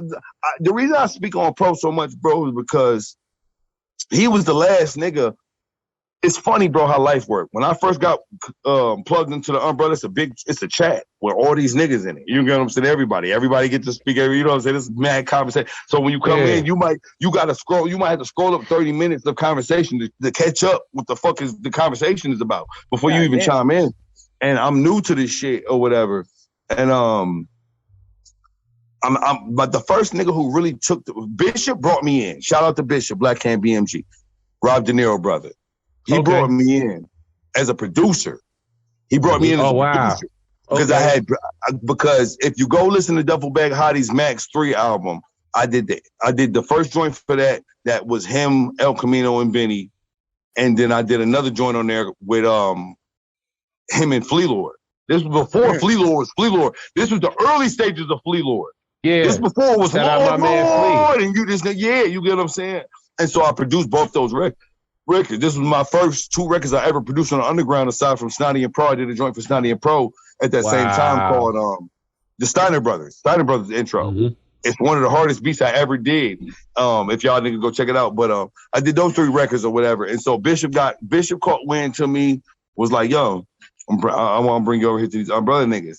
And so I'm around all these rap niggas and I'm listening to all these rap niggas and niggas is talking and niggas is posting snippets and songs that they working on. And I'll tell you the first song. So within my first 15 minutes of being in the umbrella, if you go listen to Pro Dillinger's 2 Foul album, the intro is a song called This Heart. Mm-hmm. And that was the first song I ever heard in the chat. And I'm like, yo, I make shit like this. This is what I'm thinking as a producer. Like, yo, so I send this nigga a bunch of beats, bro, but I'm too new to the rapper game portion of the shit. He got mad producers. See, it's levels to when it comes to this production shit, when you try to get with an underground rapper, it's levels to this shit. So you can have some fire shit, but if that particular rapper you aiming at is fire enough, his inbox is flooded with fire shit. So he gotta pick and choose out of the fire shit. Because he is trying to make the most fire album because he's got a previous situation before and he's trying to do it again. That's why those are the mainstays. And what I mean by the underground, those are the mainstays. I don't want to say Mickey Diamond like he's a mainstay, but I mean, fuck, let's keep it a buck. BD 123, Imported Goods, Ric Flair. That's like five. And I got more work coming out this year. I got a lot of work coming out this year that's vinyls that are probably going to end up on the sold out end. And so I'm a fucking mainstay. Let's just keep it a buck. I'm not going no fucking where y'all niggas. You know what I'm saying? That's just like, you know what I'm saying? You're going crazy right now. You listen to me, bro. I've been doing this shit. I've been rapping since I was 16 years old, bro. And I've been practicing. You know, I heard a nigga tell me when I was like 26, 27, bro, everything you do prior to your success is practice for the big game. Mm-hmm. And up until I heard that statement, I didn't understand what my purpose was. I felt like I was rapping for nothing. Because, you know, the way the world preached to you was like, oh, you're a rapper? Where your money at? Talk that Where your money at? Where your jewels at? Where your chain at? Where your car at? Where you? Fuck, rap is a talent. That shit. When did being an MC is a different thing, man. You know what I mean? It's like, when did it become? Oh, you a rapper? Don't denigrate us. Showing your money, but it became that. So now that's the outside. Yeah. So that's the outside. That ain't for us. But you know what it is? And this is my suggestion to every rapper, because I'm gonna tell you what I'm doing. I'm gonna tell y'all niggas what I'm doing, and I should be keeping this secret, but I'm gonna keep it. Go ahead, talk. It's all right. I'm not talking to y'all. I'm talking to your own family. Yeah, the family. It's just family, you know. And the haters that are taking notes. Listen, but you know, the first time one of these labels tap in with you, because you got some fire shit, save your money for the first 4 or 5 projects, nigga, and you will never be broke again. Mm-hmm. And that's my word. Yeah. And that's where I'm at. After this next 2 projects I drop, nigga, niggas gonna see me on some West Side Gun shit. Oh, he just copped the whip. Oh, he got the gold. Because that's what you have to do. Niggas be rapping but you have to rap. You got to listen to me. Every career is a career. So if you a boxer, you can't be out there this bitch boxing because you want to beat your best friend. You got to be looking at the niggas that's on TV, the internet, that niggas don't know about. That's out here beating niggas' ass before they on the come up. Before everybody know their name. Fucking right. Nigga got 98 knockouts, so nobody know who he is. He on the come up. You got to be watching him. Watch these niggas fight tapes. I hear niggas be like, oh, I don't listen to music and all. Nigga, you got to watch these niggas fight tapes. Know what's going on. Right. If you don't know what's going on, nigga, you hop in a ring thinking you the illest because all your niggas around you telling you the illest, you gonna die. You gonna get knocked out. You gonna die, boy. Mm-hmm. You gonna die. Talk that shit. Talk that shit, Mickey Diamond. Talk that shit. Absolutely. So I watch, listen to me.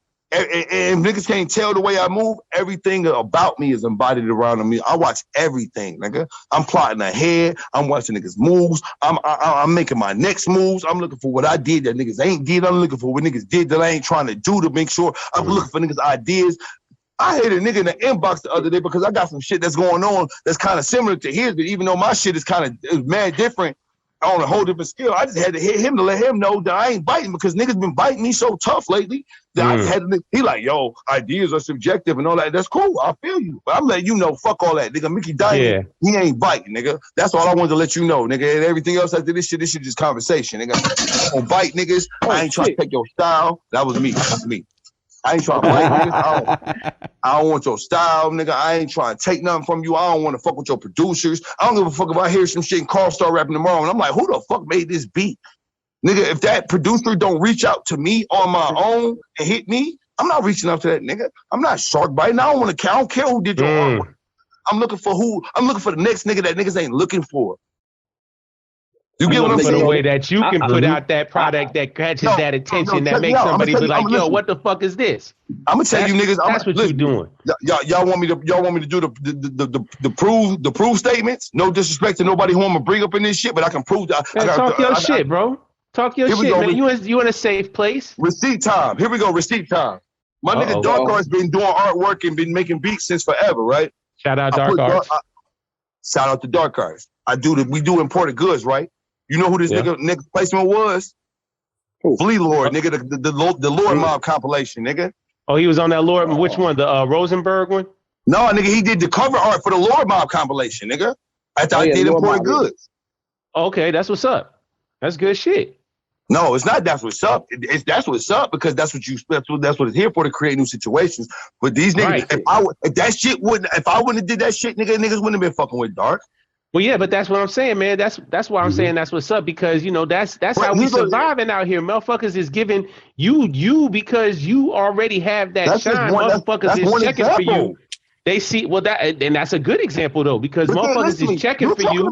They like, oh shit, this nigga art is raw. Who doing this? You talk about it, nigga. Listen to me. I'm living in Detroit on Russell Street, nigga, living every day to day life. This nigga riding around in Benz with diamond teeth and XYZ, hanging up with Westside Gun, doing shows with Rock Marciano. Oh shit. We working with the same artists. You could pay a nigga $2,000 to give you some crazy shit, but niggas be looking for waves. And no disrespect to Flea Lord. And Flea Lord, if you see this shit, hit me in the DM. We can talk about it. But let's keep it real. Well, you saw who you first started working, because you didn't never work with that nigga before I did. So it is what it is. So I'm not mad about nothing that I'm saying, because it's nothing but truth. Mm-hmm. And that shit goes to a lot of different levels, from producers to artists. Just like I just said, I fucked with Craig Dyer. Now the nigga is popular. Shout out to Craig Dyer. Yep. Shout out to Craig Dyer. Because I fuck with Craig Dyer. That's a good nigga. See, I like rocking with good niggas, bro, that should charge you what they want, because they just in tune with what's going on, and they just want to be a part of the process, my nigga. We creating legacies, bro. Yep. We creating legacies. BD1 was a mistake. BD2 was like boom. But once I saw the feedback from BD2 at the BD, it's like, nigga, okay. So if I ever decide to do a BD4, nigga, I'm not gonna play with it, because at the end of the day, I know how the fans get behind it. But you got Bangkok adrenaline though, man. I mean, what is that? That's the vendetta? Is that the whole goddamn it, here I am? That's the intentional assault against the world, or what? Nah, you know what it was, bro? I'm gonna tell y'all niggas what Bangkok adrenaline was, bro. And I'm gonna tell you how crazy. That's my shit. I'm fucking with that. That's I'm gonna tell you how crazy the game is. I appreciate you, bro. Thank you. This is how crazy the game is, my nigga. BD3 was the tape that I was dropping in November 30th. If you bought a copy of BD3, because I was doing direct to vinyl, you know how vinyl drops go. You buy the vinyl, but you don't get it for a month and a half, 2 months after you purchased it. So I was trying to do like the old school shit. I was trying to do the old school shit where you don't get to hear the music until you get the actual physical product to listen to it for the first time. Oh, wow. I wanted to bring back that old school OG release. That's why there was no digital. Yo, listen to me. I'm gonna tell you, to the point where people was on BD3 so much, nigga, I missed out on thousands of dollars for not putting out a digital. You get what I'm saying? Yeah, I'm sure. Everybody wanted it. People was on BD3 so hard, I missed out on money, but I stuck to my guns because that's what we said we was going to do, so I did it. And so, like that too. If you purchase the vinyl for BD, and I'm giving up game right now, bro, because at the end of the day, I'm gonna tell you what a lot of niggas is doing, bro. A lot of niggas is rappers. They can rap. Niggas can say, oh, shoot you, loot you, da da da da da. But guess what? A nigga ain't actually thinking about his marketing plan, his marketing screen, his branding, his so forth, how he's gonna execute this rollout and X, Y, and Z, and how he gonna differentiate this project from the last project he did, so people won't say, oh, this was such and such, but this is such and such, but these shit sound like the same exact project and so forth. Yeah. Listen to my tapes, nigga. BD1. BD2, BD3 all sound like Bangkok tapes. Imported Goods don't sound like Bangkok, none of the Bangkok tapes. Sure don't. Ric Flair don't sound like Imported Goods or none of the Bangkok tapes. You get what I'm saying? And so forth and so on. Every project you hear me work with a nigga for, if you hear me work with a new producer on some, I don't do whole producer projects. The only reason Mallory Knox got a whole producer project out of me is because that's my fucking wife, and her production is insane. It's super raw. Shout out Mallory Knox. Shout out to Mallory Knox. If she'd have been a nigga, I'd have picked 3 of them shits and be like, yeah, nah, I don't want to do no whole tape with you, because I know what that shit come with. Niggas get. What's that process like, man, with working with Mallory, man? Like, do y'all just wake up in the morning and be like, okay, have some breakfast, eat your cereal, and be like, all right, come on, time to make some killer shit? Do you want listen to me, do you want the podcast answer, or do you want the real life answer? Hey man, whatever. It's both. I mean, you on the podcast in real life. You know, you said real life. You said real life, Lukey. Yeah. I said real life too. You want the real life answer? I said you're on the podcast in real life. Oh, he's. Oh yeah, no. We hate each other. He said we hate each other. That's what's up. Listen to me. Us doing a project, us doing music, it has caused us to hate each other and resent each other because of being two. It's like having 2 Kanyes in a room, bro. That's raw though. The passion must be intense, man. You know, Shit, I mean, listen, I ain't trying to talk about it in disrespectful terms. I'm just saying that hatred, it has to make some raw music. But that's why. Because I wasn't expecting that answer right there. Yeah, I know you blew my mind. That's crazy. I know I did, but I'm gonna keep it. I'm gonna keep it real with y'all. Is that we get into it a lot in the process of making music, and this shit ain't new. Like this is new to the people that they finally hearing Mickey and Mallory music, but we've been doing this shit, bro, since. I remember me and my girl literally printed up flyers, bro, off our printer and posted them shits in liquor stores, nigga, telling niggas we was selling beats, bro. Me and my girl, nigga, we was making money off that shit. Because we was on it like that. You know, dreams and ideas, passions start out equal, bro. But as y'all grow, I'm gonna tell you what the industry, I'm gonna tell you how the industry, or what they say the industry does and what it does to people. Is that say you and Primo, you and Luke is y'all right, you and Ken. Every time y'all fight a nigga, it's a tag team. Y'all Ryu and Ken. Niggas don't be like, oh, I pick Ryu or I pick Ken. This is Ryu and Ken always. Where Ryu and Ken at? Ryu and Ken, Ryu and Ken. Right. And then one day I come in this bitch and I say, hey, yo, I got 13 million. But I only want you, Ryu. Ken can't do what you do. Mm. Yeah. And you right. You like, fuck. But my nigga, we both street fighters. Yeah. Bro, but you feel what I'm saying? Right. He like, yeah, my nigga, I feel you and all that. Hey, look, yeah, we both street. Oh, yeah, hey, look, both y'all kicked my ass, but look, I could have killed this nigga a long time ago, bro. It was really you who was kicking my ass, bro. Look, come over here with me, bro. I got this bread for you. You thinking about, listen to me, it's all team shit until you thinking about how you can change your life. Change your life. God damn it, man. Mickey, you talking that shit, man. Exactly. I mean, the words is... It makes sense. That was the wow. That's a wild explanation. And so with this rap shit, unfortunately, the people who paint the canvas ain't as good or don't make as much money as the people who sell the art. So you are Picasso who cut your ear off and painted this painting, but you didn't make shit off this shit. I found it. And my ancestors, 30 years later, we sold this bitch for 13 million because nigga, this Picasso who cut his ear off. But we got it now. Van Gogh. Times has changed. And even if Picasso was still alive, he don't know how to get in contact with the people that I know how to get in contact with to get this bitch sold for 13 million. So what you want to do? Shout out Vincent Van Gogh too. All these art niggas, because that's what producers are. Producers are the art niggas. Producers are the Vincent Van Goghs, the Mozarts. Then Spotify takes your art and sells it and makes the money off it, and you left with nothing. Yeah. That's why I really appreciate services. So let's get into some other gangster shit. So let's get into some gangster shit.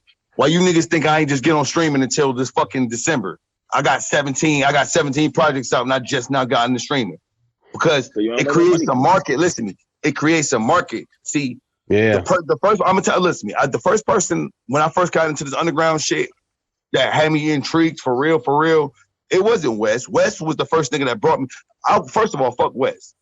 I was on Rock Marciano and Sean Price in like 2011. That's when I first felt like everything was changing to Laffy Taffy and all this bullshit. But these niggas are keeping the underground alive. It was Rock Marciano and Sean Price. Yeah. But then I woke up one morning. And look, I woke up one morning, my nigga, and I turned on the TV. I had a day off, my nigga. And I turned on the TV, top of the morning. This me, nigga. I'm up at 7 o'clock every morning, nigga. If any one of you niggas want to hit me at 7 o'clock, I'm up. Nigga, I turn on the TV, my girl just waking up. She pregnant with my daughter. And I turn and my recommended say Mr. T. So I click on Mr. T. And this shit like, and I'm like, oh my fucking God, who is this nigga? And this beat is so crazy. And oh shit, that's Apollo Brown who produced the Brown tape for Ghostface and X, Y, and Z. And so forth. And so I'm back in, you get what I'm saying? And so I look up and next thing you know, Benny and West Side of Conway is doing the fucking Rex Ryan track with Rock Marciano. And I'm like, oh, I've been on Rock. And so I started getting hit to all these new underground niggas. Yep. That's how it progressed. Absolutely. I got onto that shit because Big Ghost tweeted the album out. It was a download link on Twitter. Griselda Ghost. Because he had Griselda Ghost. But my homie Els got Hitler's 2 on CD from Westside Gunn and Raekwon Raekwon show at the in hell. What's it called? The Masquerade. Masquerade. Like, let me ask y'all niggas a question. Let me ask y'all niggas a question. Do y'all think I'm nice enough to ever be able to do a tape with Big Ghost? Yeah. Yeah. Oh yeah. Yeah. That's without question. Low key. Y'all think if I did? Go ahead. I think that he got artists in the clip. You know what I'm saying? Oh, I know he does. Are you fucking with us? Do you have an album with Big Ghost coming out? You can tell us. I mean, Karl, you're Big Ghost. Tell us, do you have an album with Mickey Diamond coming out soon? I still say I am not Big Ghost. Look at Mickey's face. I'm not Big Ghost. Like, oh shit, I am not Big Ghost. I was on the Ransom Project. I was on the Ransom Project. Y'all niggas know I ain't on the Ransom Project. I'm not on the new Jay Skis project. So y'all know I ain't he's Big got Ghost. that new project with Jay Skis. But I know for a fact he's got a long list of people that he wants to work with. I know, like, because I've thrown names at him constantly. Yeah, I wouldn't. And he's always. I mean, that dude. I think you trolling us right Fort now. Knox. He's.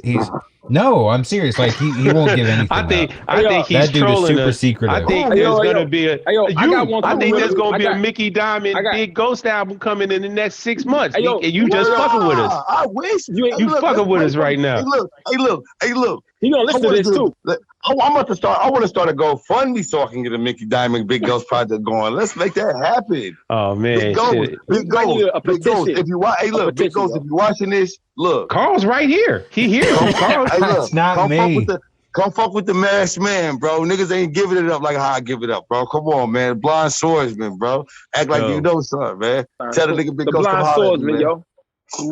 Yeah, yo, we gotta get off it. Oh shit, my shit about to die. Oh. Did it die? Yeah, I know. Shit. I've been charging one ear at a time. Shit died. My shit alive going. Don't worry. We'll have two fourths. Can we do this? 1/2. Can we? This is the part one, bro, because we didn't tap into. Oh yeah, no. You were. Yeah, you definitely have to come back. Video games and nostalgia. You know what I'm saying? We didn't get into there's a ton of shit I want to get to. But that's the beauty about this show. It's about more than music. And bro, and we had a great conversation, bro. I like the flow of it. You know what I'm saying? It's 4 niggas and it felt like the conversation. That's what we do. It helps out. We can look at each other. You know what I'm saying? And so you can tell we don't speak over each other. You know what I'm saying? I do. I'm one of them drunk niggas. I get to talk. You know what I'm saying? Like I got a point. I'm like, Yo, and the first nigga I see biting PrimoJAB's mustache, I'm gonna fuck them up, yo. Yeah, me too, nigga. That nigga, you know it. His whole mustache. It's coming. We gonna be in Miami. We gonna be in Miami and see a nigga with the mustache. I'm gonna fuck him up. Stop playing with me. You heard me? His mustache got a rap name is License to Kill. Y'all motherfuckers crazy, man. Hey, man, my mustache thanks you, you know what I mean? On behalf of the 6 more gold chains that I'm about to get and the Hawaiian shirts and wife beaters that I'm about to wear with all of my motherfucking taco meat glory. I salute y'all, Miami. We coming. Please believe it. I'm outside. Hey, look. I'm out here. Hey, look, and if niggas remember me from when I first got started, bro, I dropped a video to the joint. It was a promo video. I had a joint to the joint called King Crab. And I was walking around nigga, with the Hawaiian shirt, nigga, unbuttoned, nigga. You feel me? Come on, man. Come on, bro. Hey, my chest gonna breathe, brother. My chest gonna breathe.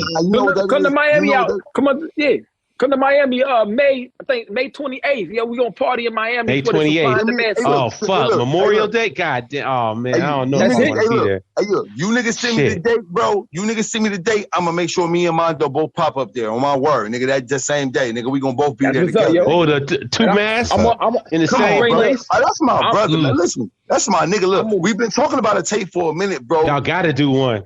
Y'all would be ill together. You and Mondo together? Yeah, that would be a raw combo. Hey, yo, be that's I'm bringing an absolute. Hey, look, Mondo, the only nigga that get the exception for what I'm about to say, nigga. Death to the ski mask, bro. I'm tired. Niggas, look, it was there. Listen to me, it was there. But since me, niggas done ran wild with it. I want to talk about it, my nigga. So we're gonna say that for the next. We're gonna say that for the next one. Niggas done ran wild with the ski mask, bro. The bitch gotta die, bro. That motherfucker like John Tucker. Mickey. Yeah, that's the Mondo. It's the Mondo hoodie. That's the Mondo hoodie right there. Yeah, that's fire. Hey, yo, peace to Mondo. That's my man. I hate the Karl. Yeah. Mondo say a I lot wore of it last shit week on the podcast. Mondo shit. Mondo be saying a lot of shit. I'd be like, oh shit. Mondo was spitting, man. Yo. You know what? I'm Mondo gonna tell you one. I'm gonna tell you one of the first Mondo lines that got me on Mondo. It was on the Casey Jones shit. The nigga say, "Yeah, I threw mama off the train." I threw mama off the train. By the way, I'm like, that's the movie. Nigga, that's the movie. Nigga called Who Threw Mama Off the Train. You feel me? Always loves his mama. You feel he was bopping it, and he was bopping it that motherfucker the whole time. Yeah, his moves is crazy. That video hard. That nigga said, "Your big homie, I don't know the nigga." I don't know the nigga. Yeah, I don't know the nigga. Yeah, come on, man. Yeah, that shit was wrong. Listen, bro. The joint that the joint that niggas get from me and Mondo, bro, we gonna sell the copies, bro. Listen to me, the digitals is gonna be $100 a pop, nigga. You can't hear it. You can't hear it. Talk that shit. I'm here for that. Let me get a feature on there. Let me get a feature. It's gonna be called, my mustache. My mustache. I'll do the skits. Nigga, and I'll do the skits. Niggas. We gonna get a joint on there, nigga. Me, you, Mondo, and Primo, nigga. Let's keep it. Let's do it. We gonna talk it now. I'm not no pump faking nigga. You see, look every time I do a project, you see a new nigga or a different. That shit happen. I work with niggas. I'm one of them niggas. You know what it is, bro? With this underground shit before we end this shit, bro. Is that egos be so big, bro, and niggas is so stupid. When you really doing business, listen. When you really doing business, I'm really doing business. So when you really doing business, you realize that I don't give a fuck if it was 900 rappers, nigga. It's enough money to go around for all of us, nigga. Absolutely. Real shit. All of us gonna eat. All of our kids gonna be straight if niggas play their cards right. Play it the right fucking way. But Primo, I'm gonna tell you what the talk your shit, man. Pardon me. Talk your shit. I'm gonna tell you where the fallout come in at. Niggas don't want they bag, they want your bag. They can't have my bag. Niggas looking at Primo. Oh, Primo getting that. Niggas want Primo bag. Oh, Primo just dropped 3 vinyls. Niggas want Primo bag. Niggas don't want they bag that's coming to them to create for their own. Niggas is paying. They too busy paying attention. So again, it's a nigga who watched the fight tapes, and then it's a nigga who watched the fight tapes so much that he want to get out there and fight just like Mike Tyson and not pay attention to Mike Tyson's flaws. He just looking at all the good shit Mike Tyson did. He ain't trying to be better than Mike Tyson. He's trying to be Mike Tyson. Be better than Mike Tyson. But they don't want to put the work in Mike Tyson. They don't want to put the with this shit. They want to be born. They want to be born fully grown. That's not true. Because I can name you some niggas who I can tell you, bro. When I first started, had way bigger names than me, bro. Listen to me. I jumped. It's like I ducked from the free throw line and shitted on a lot of niggas, my bro. I'm gonna keep it a bill. That's how I feel. Because I'm talking about niggas. The day I dropped my first vinyl, listen to me. The day I dropped my first vinyl, I dropped with Chuck Strangers, Bub Rock, Ja Monte, and all the niggas shit was sitting when my shit was sold out in 3 minutes. Let's talk about it. Like, you get what I'm saying? That's dope. All them niggas. Because there's no shade. I'm just saying that I'm looking for my shit. Shout out to all them motherfuckers, man. Shout out to Ja. I'm looking at my shit to still be sitting after these niggas shit is sold out in seconds. But it went the other way around. Because at the end of the day, you can't deny the real shit, bro. And I embody this shit, my nigga. I've been walking around with this shit in my body for 20 years, nigga. Niggas will tell you, bro. Yo, that fact right there is pretty dope, man. Dope. This is the shit I look at. Listen to me. This is the shit I look at that told me that I knew. You get what I'm saying? Like when I drop imported goods, it wasn't just imported goods. On the day I dropped, you know what I called that shit? And niggas was calling that shit. I called it Red October because the vinyl was red. It dropped in October. I called this shit Red October. Niggas was calling imported goods drop Red October. You get what I'm saying, bro? This shit is all about how creative. This shit is all about how creative you want to be and how much you want to build into yourself, bro. If you don't want to use your brain as your brain is your strongest weapon, bro, in this music shit to create, to be the best you can be, you can create reap the most benefits you can get, then you stop rapping. You should do other shit because it's not for you. That's why the rap niggas that prevail because you get what I'm saying? It wasn't that Rock Marciano was nice. It's that he was the nicest out of all the niggas that was dropping. And once he dropped some shit, listen to me. You can go listen to me. We 12 years removed from Reloaded and go listen to Reloaded. And you'll listen to a lot of them lines. You be like, damn, that shit was kind of light. I love all that shit. I can't front. It's classic shit. It's classic shit, but a lot of the shit the niggas was saying was light because people elevate. Rock Marcy in 2022 is way nicer than Rock Marcy in 2010. I don't know. He rapped. Listen to me. His rhyme scheme was better, but he's more polished. Listen to me. When Rock rap now, he sound like he got two thoughts. He got two iced out Cubans around his neck. He sound like he got the Montclair outside. He sound like he sound like it. He sound like it. Yep. He sound luxurious. Fucking right. You get right. Like West. Why you think West sound like that shit? West sound like money now because it's there now. Listen to Mickey Diamond. Listen to me. Listen to Mickey Diamond in 2023 to 2022, and you niggas gonna hear the difference. Like, oh shit. Talk that shit. I'm ready. I'm ready to hear that shit. Yeah, yo, because I'm ready to hear that shit. I'm ready to hear that. I'm ready to hear that shit. Yeah, yeah. I'm ready to hear that shit. Yo, but we gotta wrap it up because all that shit is dying, yo. Hey, yo. Thank y'all niggas for having me, man. Yeah. Shout out to the we're gonna have you back on. Man. We're gonna have you back on next month. So come back. Yeah, you coming real. I'm on here, nigga. Let's do that. We got a lot of shit to talk about. Yeah, Karl, PrimoJAB, you got something to talk? You got something to add real quick? Yo. I already said what I had to say. I got an album coming out. Thank you for coming on, my man. Perfect. Let's do that. Damn, here we go again. I'm gonna give you the dates of the Miami, yo, and we gonna try to get out there and we gonna party up, yo. Hit me up, bro. Let me know I'm there, my nigga. I promise you. But yeah. We gonna be out there with a taco meat out. But I don't got a taco meat, man. I got like flatbread. Me neither. I shave my shit, nigga. I'm raising Ramon. You feel what I'm saying? R.I.P. Hall. Yeah, shout to my nigga Scott, man. You feel me? It's 34, right? 34. 34. Yeah. There we go, man. We with Mickey Diamonds talking shit. You know what I'm saying? Boom. And we here. Yes. We ain't going nowhere. We'll be back next month with Mickey Diamonds. Abyss Podcast, episode 34. See y'all next week. Peace. Karl is Big Ghost. Hey, look. I am not. Hey, look. Damn it. Yo, check it out. Yeah, we up there.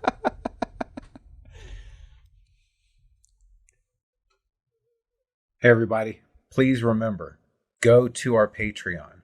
There's going to be a ton of extra content. If you're just going in as a base level subscriber, we're going to give you all of the podcasts with the extra music added into it. You're going to get music videos whenever possible. We are also going to just add extra content in there for the base level. But we will have 2 other levels. The second level is going to give you a lot of extra content. And the third level gives you the merch. So you can get that one-of-a-kind t-shirt that's only going to be available on the Patreon. But you're also going to be able to get a certified investor's mug. Yes. If you want to check it out, you can go take a look at the Patreon. It's there. As well as a dope hoodie. So subscribe, follow us, support the podcast, share this information if you can. We really appreciate you fucking with us, and we'll keep bringing you more. Peace.